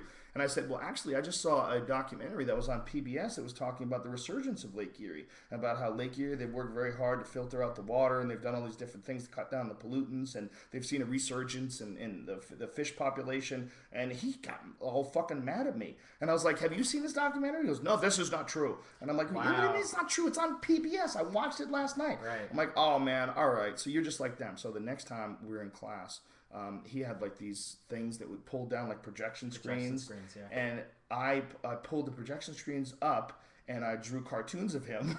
And then I pulled the projection screens down and covered them. Yeah. So he went to draw on the chalkboard, and as he pulled the chalkboard up, there's all these fucking cartoons of him like saying wacky shit. And he had this thing that he would do, like he would do this crazy thing with his hands where he would move his hands like this. And then I had this other teacher, Mr. White, and he was only like 5'2". So I drew him all the time, but every time I drew him standing on something. He's either standing on a box or standing on a chair or standing on a stool. And I drew it just like him. It's so funny, dude. And I had an anthropology teacher who was obsessed with Jane Goodall and the monkeys. You know, Jane Goodall lived with chimpanzees. So I drew this one kid who was this football player who was a nice kid, but he was always kissing her ass because he wanted her to like him so he could get better grades. So I drew him banging her, and like, if I can look like her, it looked like him. And I drew him banging her, saying, you know, she was like, oh, give it to me monkey style. And I passed it around the class, you know. Like, I got suspended on 2 separate occasions for drawing cartoons. That's funny. I got sent home for drawing cartoons. Me too. That's the only thing I would normally get in trouble for. I would do the same things, but with overhead projectors. I would, like, draw, like, dicks and penises. There was an Indian guy in our class. I'd always make fun of his farts because he had really bad farts. And then one time they pulled the whole class out, and they're like, all right, Omar has really bad gas because of his diet, and it's not funny. And if you guys make fun of it anymore, you guys are all going to be in trouble. I remember this speech. So, of course, then I only drew Omar for the rest of the year. I draw this like Indian guy farting on people and stuff like that. How ridiculous is that you're telling kids not to make fun of farts because it's not funny? I know. Like, how disingenuous is that? You cannot tell someone that farts aren't funny. As soon as you say farts aren't funny, I'm not listening to you anymore. Right. Because you're not being honest with me. You could say farts don't smell. Yeah. Can you imagine if you love smelling farts? There's people that do. That's like fart porn. Have you ever seen fart porn? Oh, yeah, you're right. There's fart porn where dudes get their head right in girls' faces and girls fart in their mouths. God, I got such a hard on now. I mean, we've talked about this before about how your farts smell awesome, but other people's farts smell terrible. To you, your farts smell the best. Except once in a while, one that's out that you're like ashamed at. You're like, I had one the other day. It was pretty bad. Never. Not when I'm by myself. Really? When I'm by myself, it's always like, wow. I always smelling my own farts, enjoying it. Everybody does that. I think even girls do that. They just don't want to admit it. Girls cut farts and like, totally. oh, damn. Totally. But what is that? I mean, why is there an evolution? I mean, it's got to be something. If everyone does it, like, what is it? I think it's like your body sending out like a spray for mating, but it's probably for masturbation. What? What a ridiculous theory. It's so you won't knock up and get pregnant. You smell fuck your own ass. Like, oh. Stick your own dick in your own ass. Oh, fucking awesome. I want to mate myself. No, but why do you think that people like their own farts? Why is that? Something twisted about that. It's because it's like it's food that you ate already. So this guy says it's called pica, the urge to eat random things. I think pica is actually dirt, right? Yeah, it's people that have mineral deficiencies to the point where they're eating paint and dirt and I was just thinking about that the other day. How weird that would be, eating dirt and just like craving it. Like, I need this dirt. Can you imagine? Dude, well, your brain could easily be wired wrong. Yeah. You think about all the different connections inside people's brains. Now think of people like my friend John Jacques Machado, my original jiu-jitsu instructor. He was born without his one hand, his left hand. He doesn't have all of his fingers. His left hand only has like a thumb and like nubs. You know, and that's how he was born. Deficiency? Yeah, it's some. I mean, I don't know what it was exactly. Some sort of a disease. But he's born without fingers. If you're born without fingers, you could be born with crazy connections in your head that make you love other people's farts. You know, you could be. You know what I'm saying? Yeah. I mean, it's possible. I mean, we look at like autism and what they don't understand about autism, but some people who have autism can do crazy things. Like there's a child that can see a place, like just look out the window at like a city and then draw the city in exact detail, like down to the fucking street signs and down to the alleyways. I mean, it's incredible. There's videos of online doing it. I mean, he can just look at an image of a place or go to a place and see something and just completely recreate it in his mind. And he has a version of autism. You know, it's like the whole Rain Man thing. It's like, what is that? Like, how, what the fuck is going on that you can see something and record it like exactly, but you and I have no chance. I mean, if I had to draw my backyard, it would be all off. Right. And I've been in my backyard a fucking 1,000 times, but if I had to draw it, it would be all fucking wonky. Yeah. You know? What the fuck is that? I don't know. It's really weird. I know a friend that is that. Friend's uncle is that. I met him once. He's autistic? Yeah, I met him once, and he's always like talking about like how he used to sit on his mom's shoulders during parades and stuff like that. Wow. He met me once though, and then every year he can't stop exactly talking about me to her. Like she's like, "Where's Brian at?" Brian said he was going to the store this one time, and like remembered everything about me. He buys me gifts. You know, we broke up a long time ago. So it's like she's like, dude, he bought you gifts and he knows everything about you. He won't stop talking about you. But then, it's so weird. That dude wants to fuck you. That dude wanted me.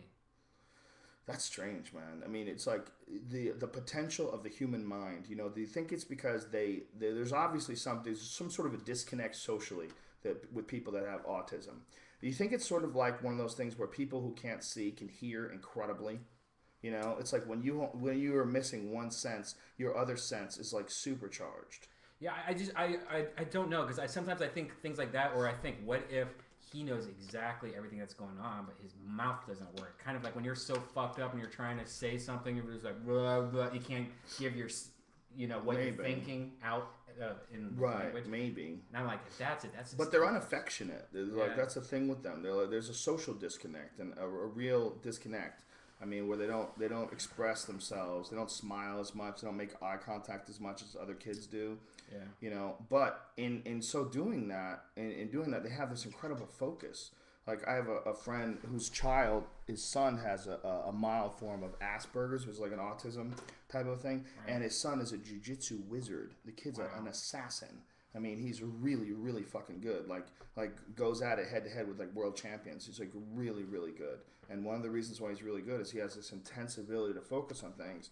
And you know, he's not so good socially. He doesn't have a girlfriend. Not so good at like having buddies. But goddamn, you get on the mat with that motherfucker, he remembers every move, and he's countering your moves and advancing and moving forward. And he taps like really high level black belts all the time. You know. It's like autistic doesn't necessarily mean super intelligent. It doesn't necessarily mean, some sort of a Rain Man type genius, but it has the potential. Which makes me think, I wonder if it's, almost like there's so many people that are autistic, dude. It's like 1 out of 100 now, and it's advancing over the years. I wonder if it's possible that, people say that it's due to environmental conditions. It could be due to pollution. It could be due to diet. It could be due to the hormones in our food. There's a bunch of different, theories on what causes autism. But if it's happening in much greater numbers than it ever has before, and that's debatable as well, because some people say it's not. There's just more people are diagnosed as being autistic now because they've changed the diagnosis. But that's under debate as well. But what if it's sort of a next stage of evolution? What if emotions and dealing with, the way human beings have always been really emotional, and what if that's not going to be necessary in the future? What if that's slowly being phased out because human beings don't have to use our fight or flight reflexes and instincts anymore because, we're not running from fucking saber-toothed tigers and shit. Basically, we're just dealing with civilized society. And as society becomes more and more civilized, and as society becomes more and more modern, more people are born with this detachment from emotions. And one of the reasons why I thought this is because of Amish people. And Amish people live their life in a very traditional, old school sort of a way.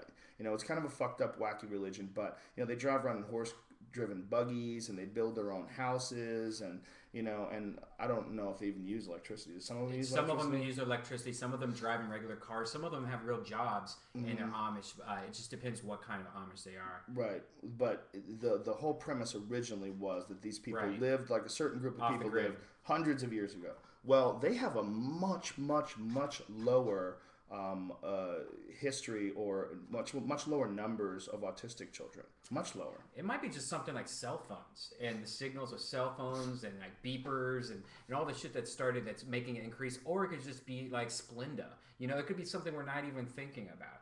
We don't know, and that's what's stupid. Aspartame and shit like that. It could easily be. We don't know. I mean, the only way to do, there's a lot of theories about, people say that there's a lot of anecdotal evidence about vaccinations, and there's a lot of people say there's no scientific connection whatsoever, and people always want to jump on that, and we're tinfoil hat with this whole thing about autism. What people don't realize is thousands of people have been paid off by the Autism Court of America because of I don't remember the exact title of the court, but I believe it is Autism Court, not Autism Court, excuse me, Vaccination Court.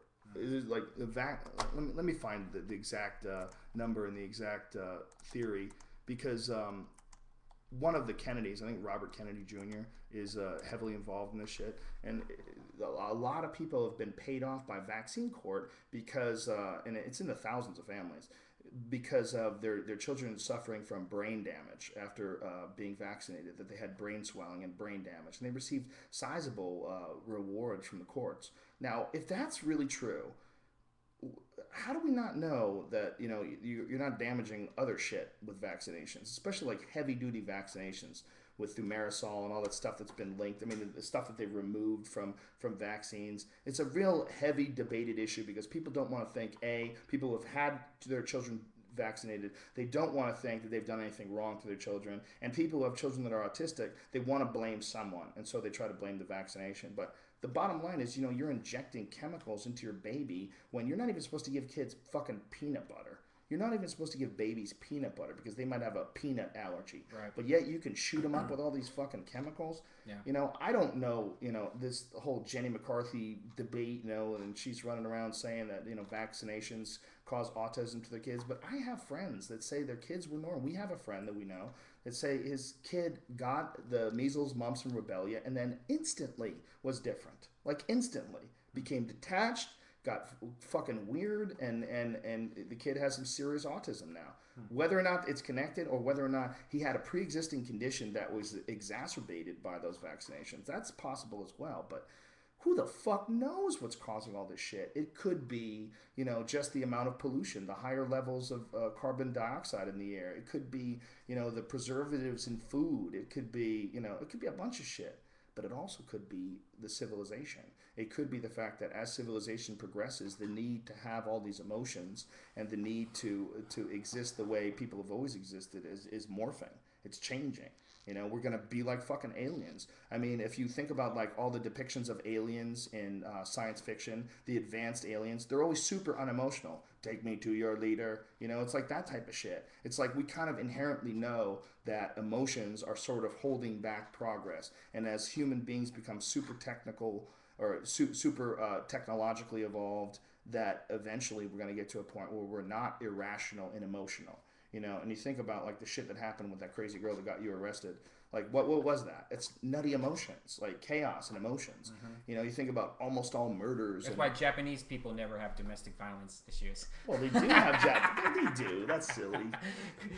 You don't even have any issues to support this, son. I mean, but you think about that, like when we think about like alien life, super advanced alien life, the guy from The Day the Earth Stood Still, he's always super stoic and unemotional. Yeah. And, I mean, we kind of inherently know that is the future, that's where we're headed. And that's autism. I mean, it's kind of a fucked up thing to think. But, I mean, maybe all these people, like 1 out of 100 have autism. And the debate as to whether or not it's been, just they've changed the diagnosis. I don't know if that's the case, and I don't think you know either. A debate as to what is causing it. Look, the only way you know what's causing it is you take the exact same biological human being, you do a bunch of shit to him, he has autism, you go back in time, you try it without the shit, you see if he develops autism. You start removing things. Other than that, I mean, it's just speculation. When you're dealing with these kind of numbers, 1 out of 100, I mean, these are pretty significant numbers. You have 1,000 people, you have 100 autistic kids. That's nutty, man. That's crazy. You got 100,000. There's a lot of goddamn people. Have you ever seen retard porn? Is there retard porn? Yeah, have you ever seen it? What if they do retard fart porn? Would that be the end Oh, of the world? retard fart porn would be awesome. No, well, it's weird because like retard porn, like you feel like you're watching something illegal, but then you're like, wait, this is an adult. But then you're like, wait, he doesn't really know he's getting fucked with that dildo in his asshole. No, they do dildos. Oh, dude, I saw the other day some hardcore retard porn where this girl who was also retarded was shoving a dildo up this retarded guy's asshole, and the girl seemed like more retarded, but the guy, I don't know, it's so weird. And I started watching it, I'm like, well, what? And it was awful. Don't ever watch it. Don't ever watch it. It's bad. Well, you know, that's the thing about it has to be illegal. We talked about porn, like who buys porn today. Yeah. The problem is like fucking nobody's buying porn. Yeah. So to make money in porn, they got to go deep. You know, porn always has these walls that they hit, and they always come out of it because the bottom line is there's always going to be porn, you know. Like, yeah. You know, but how do you make money though when there's so much of it already on the internet? You know, it's really amazing how like movies and stuff like that are having a hard time getting their videos off the internet. But if you try to find like a movie, like if you want to find a certain movie in porn, a lot of these websites all work together. Like these U-porns and stuff like that. Like they'll give you a 30-second clip or something like that, but they're keeping the majority of their main movies off all these websites, which I find real amazing. What do you mean? Like if you're trying to find a Jenna Jameson movie, a 2-hour Jenna Jameson movie, compared to seeing Avatar. Okay, but you can get it on BitTorrent easily. Yeah, but you know how many porn stars are that are not on BitTorrent? Really? It's not the same as like Pirate Bay. You know, porn's harder to find. I bet you're wrong. I bet if you go to news groups and shit, I bet they trade shit at a rapid rate. I think you're just not obsessed. It's just not there as much, though. Is what I'm saying. I mean, you can go to Pirate Bay has a lot of porn. They have porn on Pirate Bay. They have some porn, but it's not Pirate Bay's not about porn though. It's more like about like wares and. It's about movies, music, videos, files, about everything. It really is about porn. But it's not the same percentage of porn. Like 25% of everything on the internet is pornographic. Well, I'm just saying that the thing that porn's getting into the most, I guess nowadays, is having personal websites. So if you find a girl, you find a girl like so and so down the street, you become a member for $9 a month, and you get her and her webcam just sitting there playing with her butthole. You know? So, yeah, that's like the big deal, right? Is webcam shows for those girls. It's like VIP Facebook pages. It's like that girl that's on our message board, Crazy Amber. Yeah. Crazy Amber literally makes her living by doing like live webcam shows and does these She's shows. a founder. She's one of the first girls to ever do HD video on the internet for porn too. Yeah. She wrote about it on our website. Remember, she had like a press release. It was like 6 years ago. Yeah, like, HD. 2004. She was doing it. Yeah, yeah. She's a pretty fucking. She's heavily tech associated. She's cool. Yeah, she's. I don't know what her website is though. Is it Crazy I think Amber? it's crazyamber.com or amateurhardcore.com or something. Yeah. Just look up Crazy Amber. You'll find her. If you want to find her, you'll find her. She's Crazy Amber on the Rogan board. If you don't know what the Rogan board is, I got a forum that has like, it's almost like 3 million. It's up to posts on it. It's a pretty wild forum. Any fucked up news, anything that's going on, anything that's crazy, any new video that came out, anything bananas is on forums.joerogan.net, the Rogan board.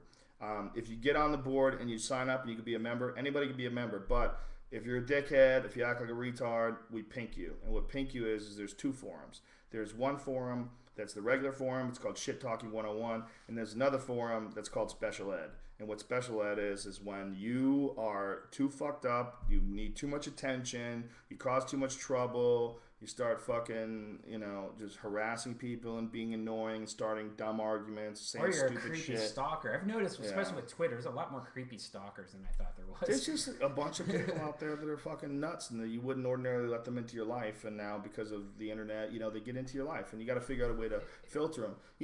Look, sometimes we have this chat here. And I look at the chat, and sometimes people are just constantly saying dumb, annoying, stupid shit over and over and over and over and over again. But the beautiful thing is you just click on them and ban them. And that's the beautiful thing about Twitter, too. Like, some people Twitter you stupid shit, and all they're trying to do is get your attention. Yeah. That's all they're trying to do. But what's scary is, like, there's a few people that they wake up from the morning to sleep every 3 minutes writing a message. you're like, this is what this on person's the message life board? is. Yeah. No, like on Twitter or Yeah. stuff like that. Oh, like, yeah. Like some of these people really creep me the fuck out. Well, it's giving them a direction too. It's giving some people like something to do, something to look forward to. They get to interact with all these different human beings, man. Like that Slurpella girl that you guys always talk about. What are you doing, man? You're talking shit. She's right there. She fucking has the one-sided conversation. She's been trying to fuck me for the last 2 months. Just fuck her, dude. Why are you such an But I have asshole? not said one word to her. But every day look she at goes, you, "Bro, I don't want to fuck your face. Are we going to Wow. fuck?" You're a handsome fella. She wants some dick. I don't see anything wrong with I that. just called She's just Slurpella forward. out. She's just forward. She's a forward young lady. I don't think. But you know what's funny is like I follow her sometimes and she's like having full-on conversations with Jenna Jameson, like right back and forth, and I'm like, that's And funny. Jenna goes back and forth. with her? Yes. What do you think of the Goldman Sachs case? Do you know about that? Do you know Goldman? you know what Goldman Sachs is? No. Goldman Sachs is a gigantic bank that's getting sued now. But the federal government is actually looking into them, and they're going to bring them to court, and they're going to try them and figure out how the fuck they defrauded people. They shorted. What they did was they sold people a bunch of they told people to buy things, and then they banked against it. So they told people that what the shorting means is, like, say if you decide that you look at the market and you say, okay, this company is going to take a shit, they're going to fall apart. But you keep selling that company to your clients. You keep telling them, hey, you should invest in this company because this company is a good investment. But meanwhile, you're shorting, which means you're betting that that company is going to fail on the side. And they made tons of money. They basically fucked over their customers and manipulated the whole system and made fucking hundreds of billions of dollars for this. And there's this guy, Matt Taibbi, who's been writing about this in Rolling Stone magazine. Fascinating and infuriating articles all about the corruption that's involved in Wall Street. And it's fucking mind-blowing that they can still pull that shit off in 2010. This is one thing I said on stage this weekend. I've been talking about this a lot. Like, when people talk about, well, you don't understand, the economy is complicated. Here's what I don't understand. There's the same amount of fucking people, okay? There's the same amount of shit. The same amount of metal, same amount of materials, the same amount of people buying things. Where the fuck did all the money go? What happened? Well, the stock market crashed and the housing market was inflated and fell apart. What the fuck are you even saying? What does that mean? To me, that means that the system is bullshit. It means the whole system is fucking nuts. I think everyone knows that system's bullshit, though. I don't know why you're so surprised about something. It's not that I'm surprised. What I'm surprised of is that it keeps going. We've talked about this before, that our system is like, our culture, our system of government is like Windows 98, Windows 95 with like 100 viruses. And we're just throwing patches at it, trying to fix things, trying to work around stuff. But that's really what it's like. It's like this ancient fucking stupid system that doesn't work, and it crashes all the time, and it's got all these bugs, and it's filled with corruption, and yet still there's no solutions for it. Move to an island. What can you do? You can't even move. Do. You can't even move, son. What are you gonna do over there for work? You gonna fucking pick coconuts? How about you going back to manual labor? You would be so coconuts. happy. People that talk about like how they hate society the way it is right now, you would be so fucking happy if you moved to an island. You had to like work for a living to come back here. You'd be so happy to go back to the way life was and just pay 28% tax. Kind of. You pay. I remember when I was in high school and I was on vacation in Myrtle Beach, which is the whitest, trashiest vacation ever. But I remember talking to this guy, and all he did every day was open up this like little shack that looked like a grass hut and make margaritas for people. And he just sat there every day. And I was talking to him. I'm like, "You do this every day?" He goes, "Fuck yeah!" He's like, "I see the hottest chicks. I sit here on the beach. I do nothing but make drinks, man. It's the greatest life ever." I'm like, I love this guy. I was like, he makes just enough to probably. I mean, he probably could never make enough to buy like something huge or right. But he gets by. Right, he gets by. He probably relies on credit and stuff, but. That as a life to me, I was like, oh, you just pretty much do what you like to do, I don't know. Yeah, there's an argument for that, man. There's definitely an argument for the dude that checks out. Becomes like an expatriate, moves to Costa Rica, right? Sits on the fucking beach and drinks margaritas while the world explodes in the distance. Yeah, I mean, there's an argument for that. My dad's about to retire. He's 60-something, just about to retire this year. And I'm like, aren't you scared that you're not going to have any income coming in at all? And he goes, it's kind of scary, but I've saved up so much. And I'm like, yeah, but you could have one hospital thing fuck your life up, and then now you have to go back to work like 20 years later, and you're going to be out of the loop working at fucking grocery stores trying to pay for your wife to buy new diapers for her. Dude, and that freaks me the fuck out. Yeah.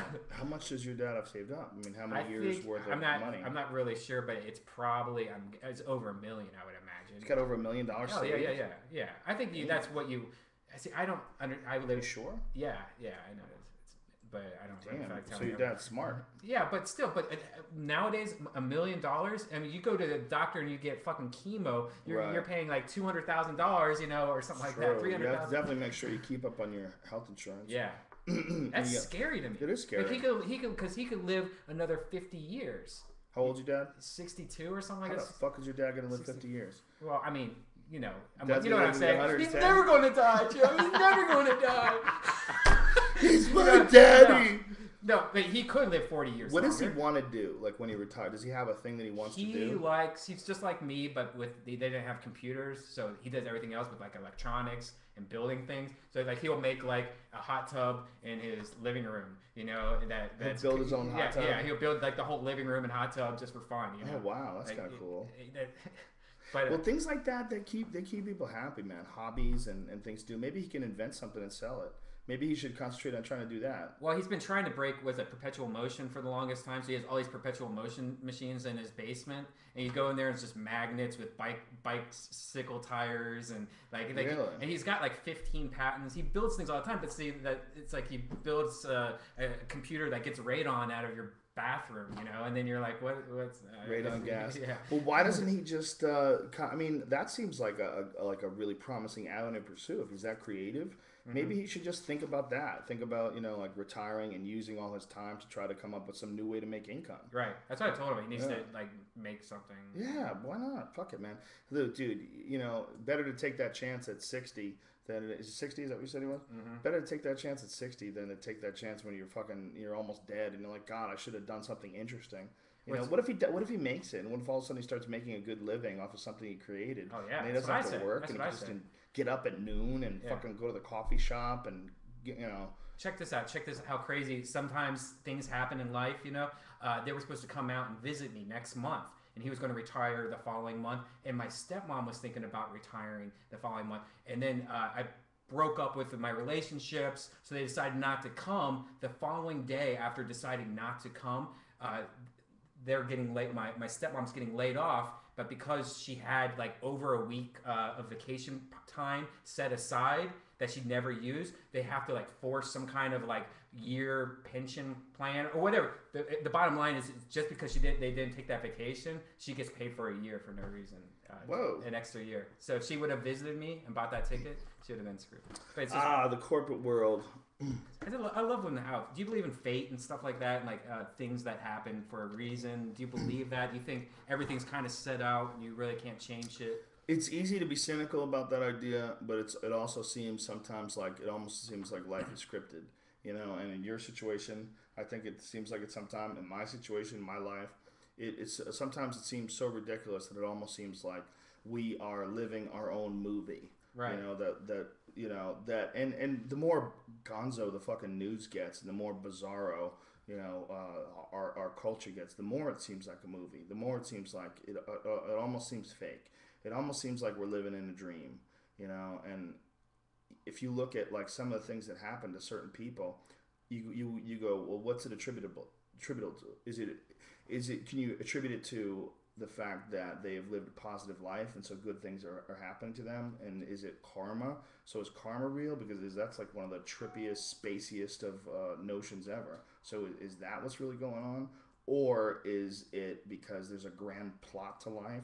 Is it because life is like a gigantic mathematical equation and there's a set result that's going to happen no matter what, and it's all working towards that set result, and right. You getting a certain job and you meeting a certain person is all part of the grand plan of the universe. It's fucking weird. It is weird. It's you can't say one or the other. You can't say yes, I believe in fate and fate is real. I mean, you should consider it, but you also can't say fate's not real and you decide your own destiny, because I don't know if that's true either. You know, I mean, we are a weird combination of biology, of life experiences, of genetics. You know, there's a lot of shit going on. You know, how you interpret that life experience, the people you come in contact with that help you rethink the way you look at things. I mean, how many people have you ever met that inspire you and literally change the way you think about things? Oh, all the time. And right? but it makes me wonder if I was supposed to meet this person and right. go through this experience. And like a lot of times, I just want to I feel like that lost sound is going on in the background. You know, because it just seems like it's just like that. Like it's just a weird. Like some shit just seems fake. I think a lot of it is because you're living your life the right way. Yeah. I think a lot of it is you're living real life positive. You're not being shitty to anybody. You're not creating. Well, karma is a real thing, definitely. I definitely believe karma is a. That's why this fuck that's ratting out Larry King's wife. Yeah, he's gonna get it. Shit's gonna hit the fan for you, son. Yep, he's gonna have nipple cancer in 2 weeks. It's gonna get ugly. I don't know if fate's true, and I think it's one of those subjects where people are very polarized on it. You know, some people people will argue like vehemently that their side is correct because it's sort of like a Windows versus Mac argument. You know, it's like a religion versus atheism argument. It's like, people want to be correct. They choose a stance. They choose a camp that they're in. You know, and that's fate is one of the weird ones.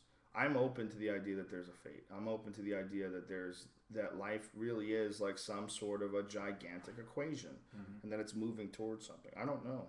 I try to keep an open mind about all that stuff because I think as soon as you decide that you have the information one way or another, you're being silly. Yeah, because then you're going to block off and only hear what you want to hear, and then you're not living the right. Right.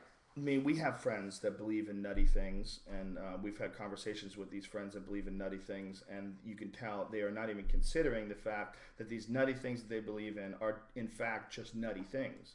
You know, I mean, that's a disconnect. There's and you said it best when you said you're not keeping everything on the table. No, that's rule number one. Right.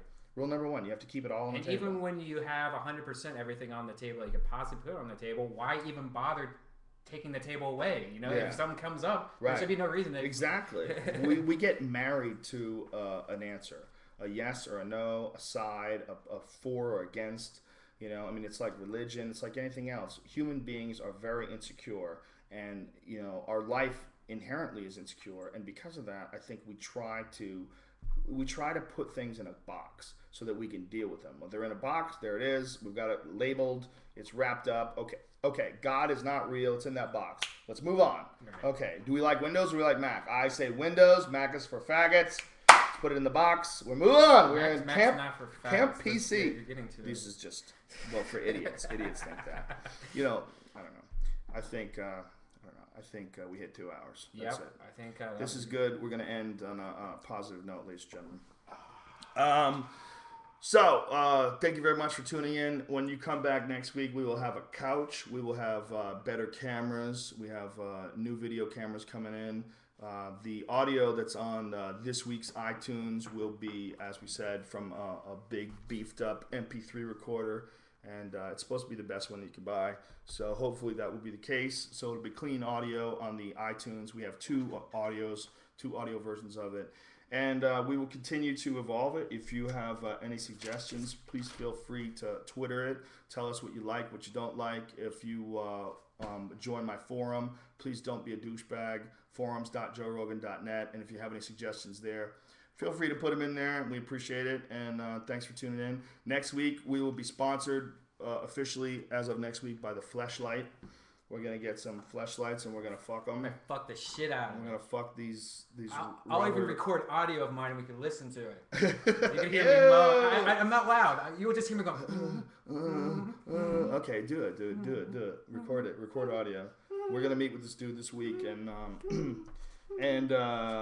get some we got a sponsor now. So we're fucking professional. This is a professional show, goddammit. But hopefully still just as fun as it was before. Again, thank you very much, everybody. We appreciate the shit out of it. Thank you for tuning in. We will see you next week, Tuesday, as always. And Joe Rogan on Twitter, Redban on Twitter. Yeah, and my Twitter is now just Joe Rogan. It's not joerogan.net anymore. It's just Joe Rogan. All right. Later, bitches.